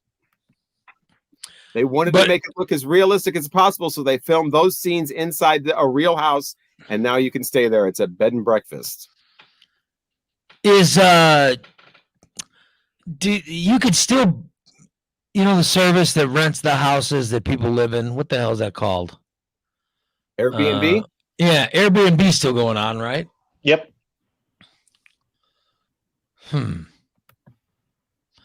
Yeah. I don't have any fascination to live in anyone's Well, I thought maybe somebody listening would. No, I'm just saying that I'm not saying there's anything wrong with it. I just said I have no fascination to, I don't care about because literally you're just going there to sleep, right? For like these Airbnb houses or those bed and breakfasts. Well, I'm sure if it's got, I mean, like the Shining Hotel, you could do all kinds of, they had tours and ghost stories and they had other elements, or you could just stay there. We just basically stayed there. That was enough. I thought it was a beautiful place. And it's in the Colorado mountains and all that. Now, this Buffalo Bill place is in Pennsylvania, so maybe it's not, But you doesn't have the weren't mountains. going But there wanting to hear ghosts or anything. You were just going there to have a nice time. I mean, I was, it was eerie. I like the eeriness of it. I like the, it's got the carpet and the, but yeah, Well, I mean, no, I wanted to say that in the Shining Hotel. You I just weren't didn't one want to of do those the people kind of the corny stuff. who stayed up all night just trying to listen to see if you heard any kind of. Well, all the research I Weird. did on it, people were saying that things happened. You know, doors would close, which happened. Doors closed by themselves. I think that was a thing where, you know, it's just an old hotel and whatever. But you have to have that. I made a whole like video of it, and I never put it together. I should do that. But doors Yeah. closed. But they would say that I saw like 3 different places that the TV would come blasting on in the middle of the night. And I thought that maybe that was something they did. You know, like they have all the TVs hooked up to a thing where they can turn them on and make the. And I was waiting for that, like with one eye open, going, "God, is this freaking TV going to come?" I always went over and unplugged the TV. I think I did unplug the TV to keep it from turning on in the middle of the night. Yeah, because I figured that might be because like 3 different people had said that online, and so I thought, well, maybe they do something to make the TV come on. And Right. they all said the same thing. It comes on full blast. But yeah, Oh, that never that's happened. crazy. So I thought maybe there was some stuff that they did that, but no, nothing like that. If you were smart enough to unplug it, you don't have to worry about anything coming on. Yeah. Right. Well, maybe they sent the power through the cable or something, just to be. Can you imagine that'd be extra creepy if they had it hooked up a way where it didn't have to be plugged in? Oh yeah, if you the shut power if went you- through the cable, you if unplug you it, the TV pulled comes the plug blasting and on. it came on, that would freak me out big time. Well, you That can would use be that really with just cool. have it set up on a an Alexa plug. Yeah. Some way where you and actually have the TV unplugged and laying the plug laying there so that you can when you walk in the room so you can see that the TV's unplugged. That would freak me out. I couldn't yeah. just being in a room with no TV plugged in would freak me out. But yeah, beautiful view. I would go yeah. I don't I'm not fascinated by ghost and all that stuff, but Well, I got a lot of people, you know, like, oh my God, that's so scary. I would never do that. How did you maintain? How did you manage? It's like these were people like from here. It's like, well, you live in St. Louis, isn't you sleep at night? Yeah. I Well, like with all, going like- to stuff where I like going to places that are like very historically based and staying there. Like I've stayed in Tombstone, Arizona. I don't know how many times. Lincoln, New Mexico was great. That was a blast. Dodge Well, City. That's the thing is this is an old place that because of the Shining thing, they purposely try not to restore and modernize it. So that's only one of the few. And then you have that incredible mountainous view and all that to go along with it, with just a little bit of eeriness with the Shining, but also Dumb and Dumber was filmed there. So it's like, it's the balance of like, if you don't want to think about the Shining, well, Dumb and Dumber's filmed here too. So Yeah, you wear your big orange suit with top hat and cane and go to the Shining Hotel. yeah, I mean, as long as people are fascinated, as long as they're making money from it, good for them. Tyler says, I've done some ghost hunting before. I was a skeptic, but I've seen shit I still can't understand. I don't know if I'd want to see something I don't. Would you want to see something that you don't understand? I'm a little too old to have my reality rocked. Or maybe Yeah. that's just what I need. Maybe that's just what I'm I on need. the Maybe we show. get Old and complacent.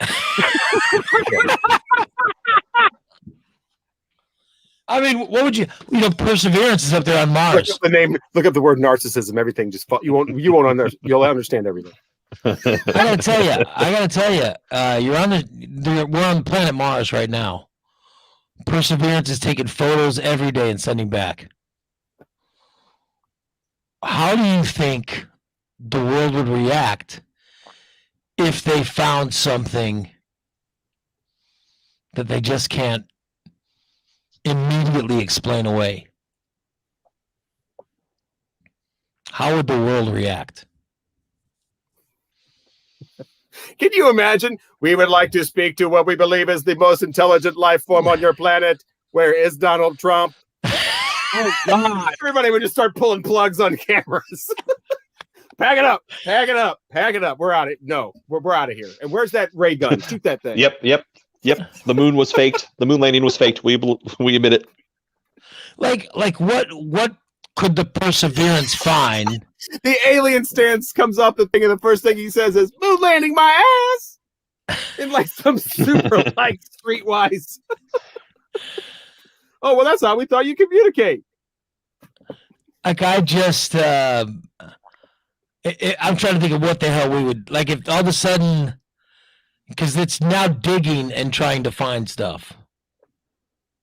Somehow the aliens got hold of a copy of Airplane and they think jive is an actual language, No. so they learn it. Oh, God. No, but I'm saying, what if they're digging around, they find bones?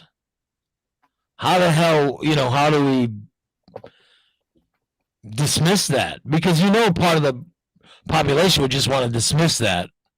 Well, I mean, imagine the conspiracy theories that are running wild now. Imagine. I mean, oh my God, there'd be millions of little groups popping up with their own little. You would never know the truth if they found bones or something like that. I just, I would like for them to try to explain away some things, but we haven't seen anything yet. It's just, pictures of. Fake pictures. The pictures are fake. There's your explanation. No, the pictures are real. No, I'm saying Right. you want people to explain something. That would be the explanation. The pictures are fake. Oh, they would immediately call them Yeah. fake. Steve says he saw pictures of his dad's spirit after he died. Well, that's your mind telling you you're seeing pictures of your dad. Did anybody know what a spirit looks like? The weirdest thing that's happened to me, and I've mentioned it before, and I really can't explain it, was I was in Springfield, and I had just moved there. I've been living in Springfield for almost 2 years, and I was in my apartment, and I was just randomly thinking about, I never learned how to hula. I should wonder if they still sell hula hoops. And I don't know what I was getting ready to look up or go out to see if they had hula hoops, and I went, you know what? I think I'll call home and just see how everybody's doing, which I never did before. Every time I'd ever called my house in 2 years, it has been for a specific reason to ask a question or tell them I'm coming home or whatever, that weekend or whatever. And for whatever reason, I'm just like, I think I should just call home and just see what's going on. And I went over and called home, and it rang and it rang and it rang. It never rang that long. My dad answers the phone, who never answers the phone, tells me my mom is out with my sister shopping and blah, blah, blah. He's there watching the little, I think he was like 1.5-year-old at that point, maybe 2. Maybe 1. 1-year-old, and they'll be back a little bit. I'm like, okay, all right, well, just see what I just called to see what's going on. And he was like, oh, okay, well, yeah, they'll be back a little bit. Like, okay, well, I'll call back. I didn't really have big long conversations with my father. And then he died like he could 30 have minutes after phone, that. He could have ended the phone call by saying, "Love you, son." You know what? My father has never told me he loved me. My mother's never told me she loves me. I've never told my mother I love her. We don't do that. You really? I We're tell my very mom harsh. We don't throw around the love word. I tell my mom I love her every time I have a phone call with her. Really? You never say that? You never say. We don't hug either or kiss. Really? Never in my family. But he died right after that, and it's like, why did I think just to pick up the phone and call? Because you out never of the blue. you never called him. No, before. no. I always had a reason. It was always my mom that answered, and I would talk to her. Oh yeah, I'm coming down this weekend. Blah blah blah. Whatever. Or what's this? Or whatever things. Whatever specific reason I had for calling, and I just got it in my mind. I think I'll call. I think I should call to see what was going on. I still have the phone bill. I was the last person to talk to him. They came home. They found him dead in his chair, holding on to a thing of pudding, and my little 1-year-old nephew was eating out of it. Poor kid. Poor kid had to grow up having people remind him of that. Yes. Did you have any doubt that your father or mother loved you, even though you never tell them? You know what I mean? I mean, I know. I mean, you can see the way my mother would act would be plenty. So you understand it. I guess that's why I'm all about, I'm not so much into bullshit. It's like, show it, don't say it type thing. Yeah. No, I never had any indication that my mother didn't love me or. No, I didn't love my mother. I still say every time I talk to my mom, I still end the conversation by saying "love you." I even say it to some friends. Like I'll talk to some friends. Like I told Sean Balint when Sean had COVID. I was talking to Sean when he had COVID. And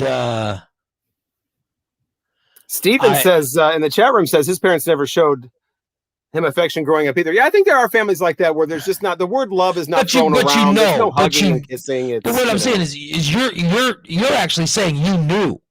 I mean, I know there are some people that go, I don't even know if my parents love me. But you're saying I know my parents love me.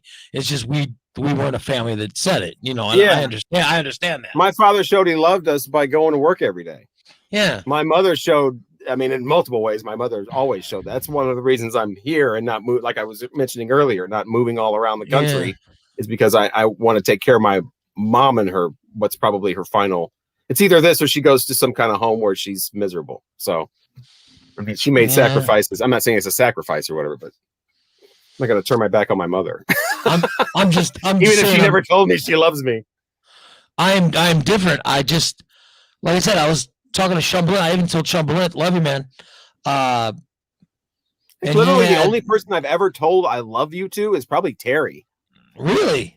And it's probably just because he would say it to me and I didn't want to be. But yeah, I've never been a vocal. I didn't grow up with that vocalized. It was shown in other ways. It wasn't. I say it to my daughter a lot. Emotion wasn't really expressed. There was a lot of emotions that you just don't talk about. That's you move on with life. I tell my daughter I love her all the time, and my wife. They probably. Yeah, the only kissing and Probably hugging would be a baby, you know. Yeah. I saw my daughter the other day. She went. She went and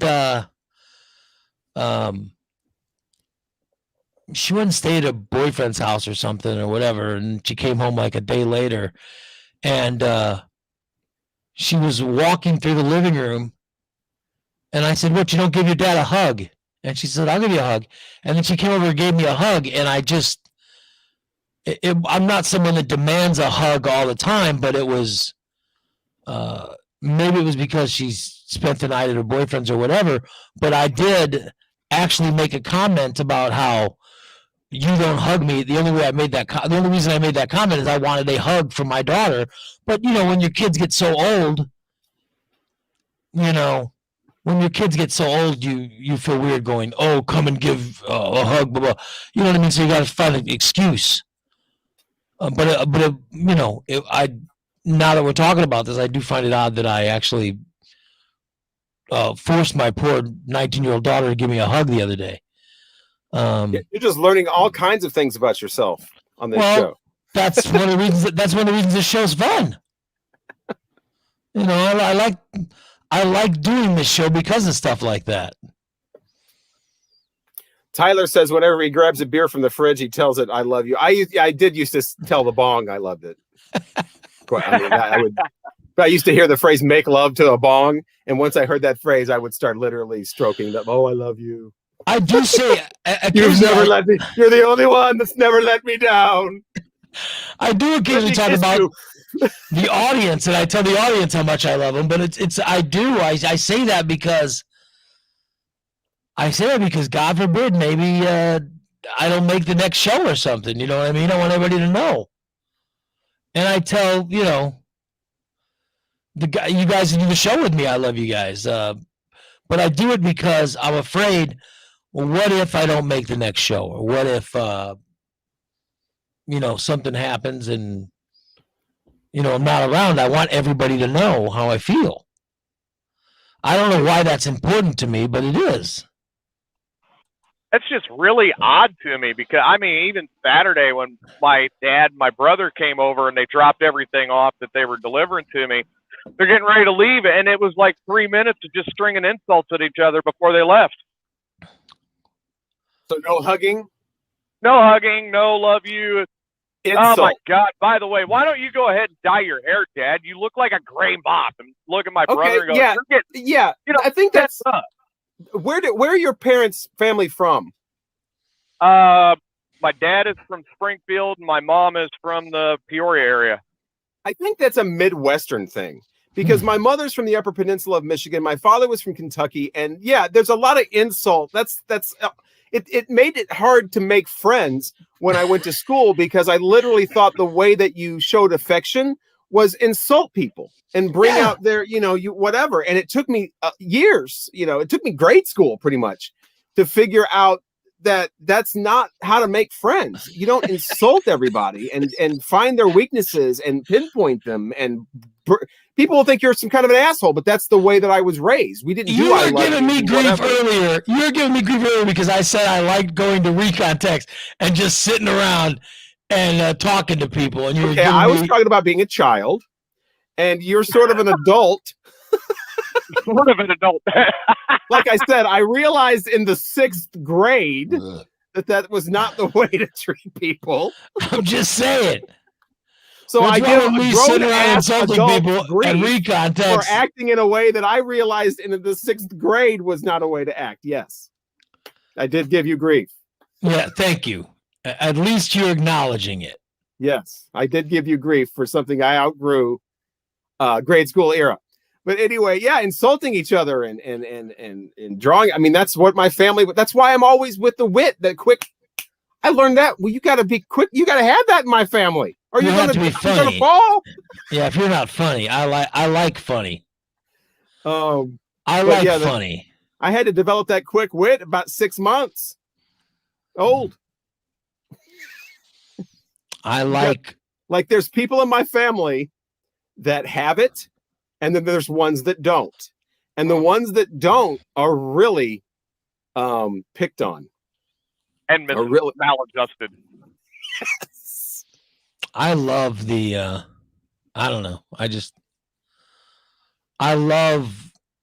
think humor is the universal language, Like I have relatives who speak Spanish, and I certainly don't know everything they're saying, but the funny stuff I always understand. No but matter what growing the up with a language. family that insults each other like that, I don't know if TJ was like this, but when you're also growing up and you're watching TV shows and movies and whatever, and that's all the hugging and kissing and I love you and oh babe, I miss you. Oh, give your cat a hug. Oh, I'll hug and kiss. And grown adults are doing it and whatever. Then you equate, or at least I did. I don't want to speak for everybody, but I equate that with then that's in a movie. That's TV. People do that on TV shows. They hug and they mommy, daddy's home. They run. Oh, kids. That's on TV. TJ gets that because he knows when I insult him. That's my way of saying. That's my way of telling people I care about them. Oh, you can't have it both. No. No, I was insulting him. I was insulting him on Saturday. You can't have it both ways. You can't be like, I'm the guy that says I love you to show I love you, and I'm also the guy that insults you to show I love you. You got to pick one. There's some things that are insults and some things that are way below the belt. No, sorry. I'm sorry. Way below the belt, like hitting your ankles and stuff. But yeah, it was just I always equated like the growing up with the kissing and hugging and stuff with TV shows, and so it didn't look real. And my family, that was the one thing, like I've said before, you never wanted to be not real. You wanted to always be genuine. That was always, a big thing. Well, and I mean, I get what you're saying, and it's kind of the same thing. Like you're sitting there watching Yosemite Sam going, oh, well, that looks a little more like my family. Oh, everybody's shooting at each other. Yeah, right. Yeah. And Bugs Bunny walking around just insulting everybody, Yeah. Heckle and Jekyll. They were my favorites. That was nothing but just sarcasm. These two magpies just insulting everybody they came in contact with until they came in contact with something that was smaller than them. That was the only time they wouldn't insult, because I think there was one that was a cute one with like a baby bird or whatever that they help out. But anyway, yeah. Insults to show insulting to show insults to show love. How I grew up. Yeah. Kathy says we always kiss and hug and say I love you when we are going our separate ways or arriving for a visit. Maybe that's a male thing, TJ. Insults. Oh, I feel uncomfortable when that starts happening. Yeah. Well, we don't do it, so I don't know if I'd feel. I would. It would feel very strange if all of a sudden my family started hugging, and it would be like. I'm flexible, as we've learned. My mother has hugged me, sort of now falling into me because she took a wrong. I walk my mother around for exercise, so she's fallen into me. So that's kind of a hug. No, my mom I have still to grab wants her, to keep her from falling. My mom still wants to uncomfortably hug. Oh well. Yeah, I've hugged women I don't even know more than I've hugged my own mother. Yeah. Because there are women who you first meet and say, "Oh," and they want to hug you. I've had girlfriends depends on the 8-9 months. person. I'm hoping I've had COVID. girlfriends 8-9 months into the relationship go, "I love you," and I'm on the way out the door to work. I'm like, "Yeah, okay, see you tonight." Uncomfortable. There are some overhuggers. Like Doran. I love Doran. She's an overhugger. She's an overhugger. I love her. I don't know how many people have told me, "I'm giving you a hug. I don't give a shit." I've never hugged you. You can always count on me to not hug you, Rocky. Good. It's nice that you can count on some people. Have I? I don't think I have. Maybe I have. I don't know. I try not. I'm not a big hugger. So. Well, there's the bright side for him, Ray. You don't even shake people's hand. No, I don't. Hugging to me is like dance floor foreplay. Yeah. I start hugging somebody, I have an instinct just to start like sticking my hands places. I'm Start looking for the glory hole. What? Somebody explain to him what a glory hole is. I thought we had that worked out. Now we're bouncing ahead to glory holes. What the hell? Well, that wouldn't be. That's not what I think I know what it is. I went looking for one in a bathroom yesterday. I'm waiting for the Right. lawsuit. Well, that's for anonymous. That's not for a dance floor. Yeah, it's not for. It's not for someone who might give you a hug. Well, it's a different. But it's somebody that you haven't seen face to. It's if you're dancing with Yeah. somebody, then the glory hole thing's out. You've already seen them. You could hug me or go stick your penis through this glory hole. Yeah, it's like a bride on her wedding day can't see the groom. Yeah. You can't see your glory hole partner. Oh. Otherwise, it's ruined. That's why it's a wall. Once you've seen them, you don't turn around and go in a glory hole. Well, I'm not walking into a truck stop with a hole saw. Can you Hey, I'm imagine? missing something. That's how TJ meets so his strangers. Can you imagine walking in there with a super, the one that gets through like whatever those walls were, concrete or whatever the hell they were. Oh, so you want to put up concrete walls, huh? No more glory holes. Oh yeah. Just walk back to the bathroom. I mean, people stormed the U.S. Capitol and got away with it. What's the worst that could happen?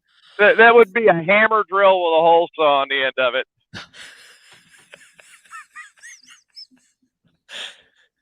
Okay, Cabby put in the definition of glory hole. a glory hole is also does she have that? Okay, yeah. Number 2. I'm watching this show called Blown Away because I love the visual. I've heard about that show. Yeah. Glass blowing or whatever, and that's what the thing is called, a glory hole, where they put it into to make it so that they can work with it more. But yeah, number 3 definition that she's got up there. Is that your favorite of the definitions, Rocky? What's the very last word? Incognito. Yeah. Once you've seen their face, the glory hole's out. I got to be honest. See, we keep learning things. We keep learning things. It's an educational program. Glory hole just doesn't sound that intriguing to me. Yeah, I've never done that. I don't think I'd want to be on either side of that. I'm a big face person. I don't even like the POV porn. I've got to see the face. Yeah, I don't want. Yeah, I don't think I'd want either side of that. Oh well. By the way, Tyler says on today's show, we talk about Tiger Woods' wreck, Ghost, What Is Love, and glory holes. Thank you. No, he's saying that Gilbert Gottfried, we should cameo him and get him to say, on today's show, we talk Tiger Woods, wreck, Ghost, and however he talks. Yeah. And glory hole. That's what we should spend our money on.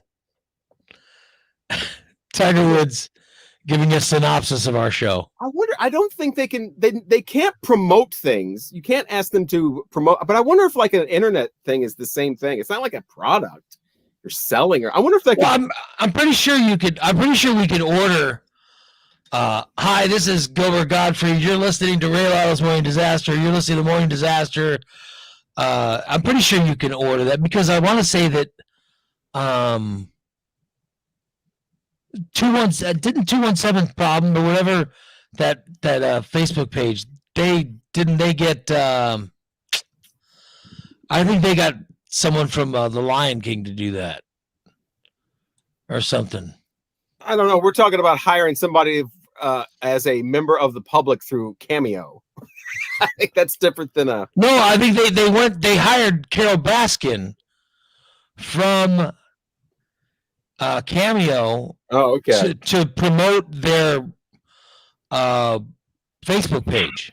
Oh, okay. Well, like I said, I think I don't know about a Facebook, but they can't promote like selling stuff. I guess is what you're not supposed to ask them to. But yeah, I would love to get a soundbite of somebody just promoting my new show that's still waiting to launch. Yeah, you can get one.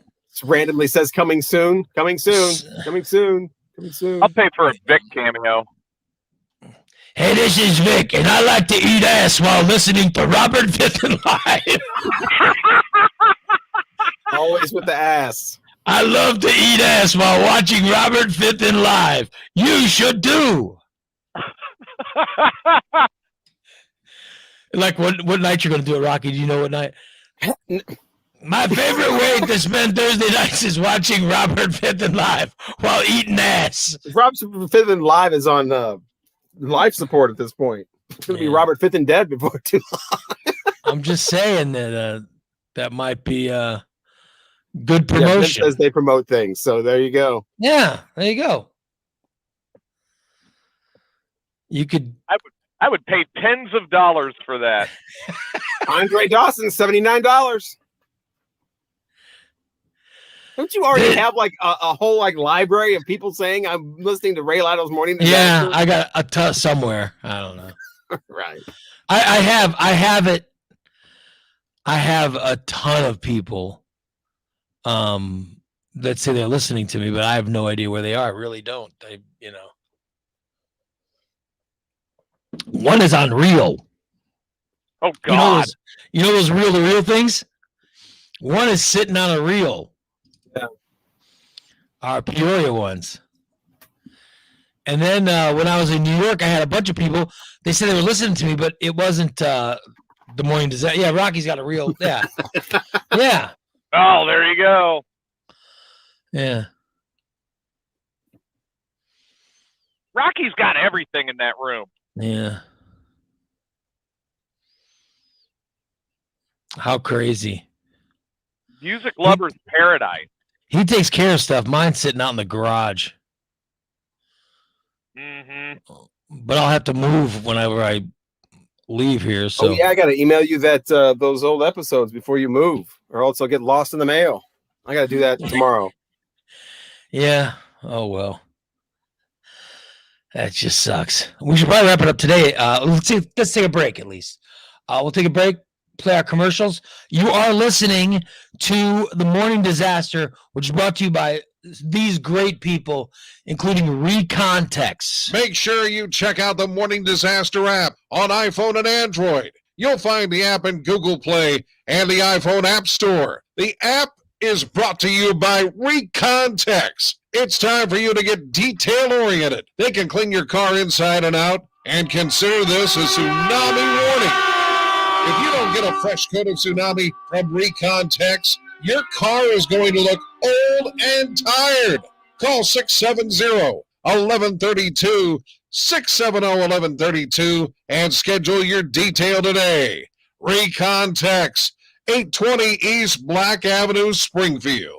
If you use business tech, chances are you have business tech questions. It's after hours and my business network is down. Call Rob. Can cameras help me at work, and who can put them in? Call Rob. How much backup do I need for my business data? Call Rob. Help, I'm stranded on a desert island. Okay, you need to call the Coast Guard. But for all of your business tech questions, call Rob. Rob Thomas at DTE Technologies. The audit is free and he will save you time and money. Call Rob at 408-0001. When it comes to furniture, bedding, and flooring, if you turn to someone you don't know and trust, you could have a disaster on your hands. There's one place to go. Hendricks Home Furnishings. It's a short drive from Springfield, and they'll deliver to you. Either way, you'll find a kind of great service they provided since 1949. And you'll find top names like Lazy Boy, Sealy, Stearns & Foster, Congolium, Mohawk, and more. So come to Hendricks Home Furnishings, 217 North Springfield in Verdon. Are you tired of having to leave your office or your home to pick up things necessary to continue with your endeavors, such as disinfectant, wipes, sprays, hand sanitizers, ink cartridges, toner, whatever the case may be? Contact Corey at Core Installation at 217-741-1079 and ask her what she could do to make your life easier and potentially save you money today.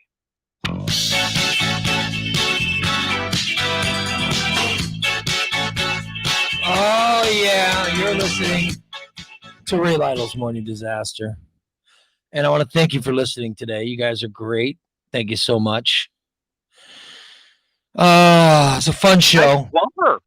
What? Nice bumper. Yeah, did you like that? Yeah. That was a mistake. That was a song I played this morning before the show started, and it was just lined up next. But it sounded good. It sounded more professional than what people are used to. Oh, well. Let's wrap it up today. I want to thank all of you guys for listening. We'll be back tomorrow at 8 o'clock with another free show. Another free show of the Morning Disaster. Thank you, everybody. We will return again. Have a great rest of your Wednesday. Love every one of you guys. Thank you so much for listening. So long, everybody.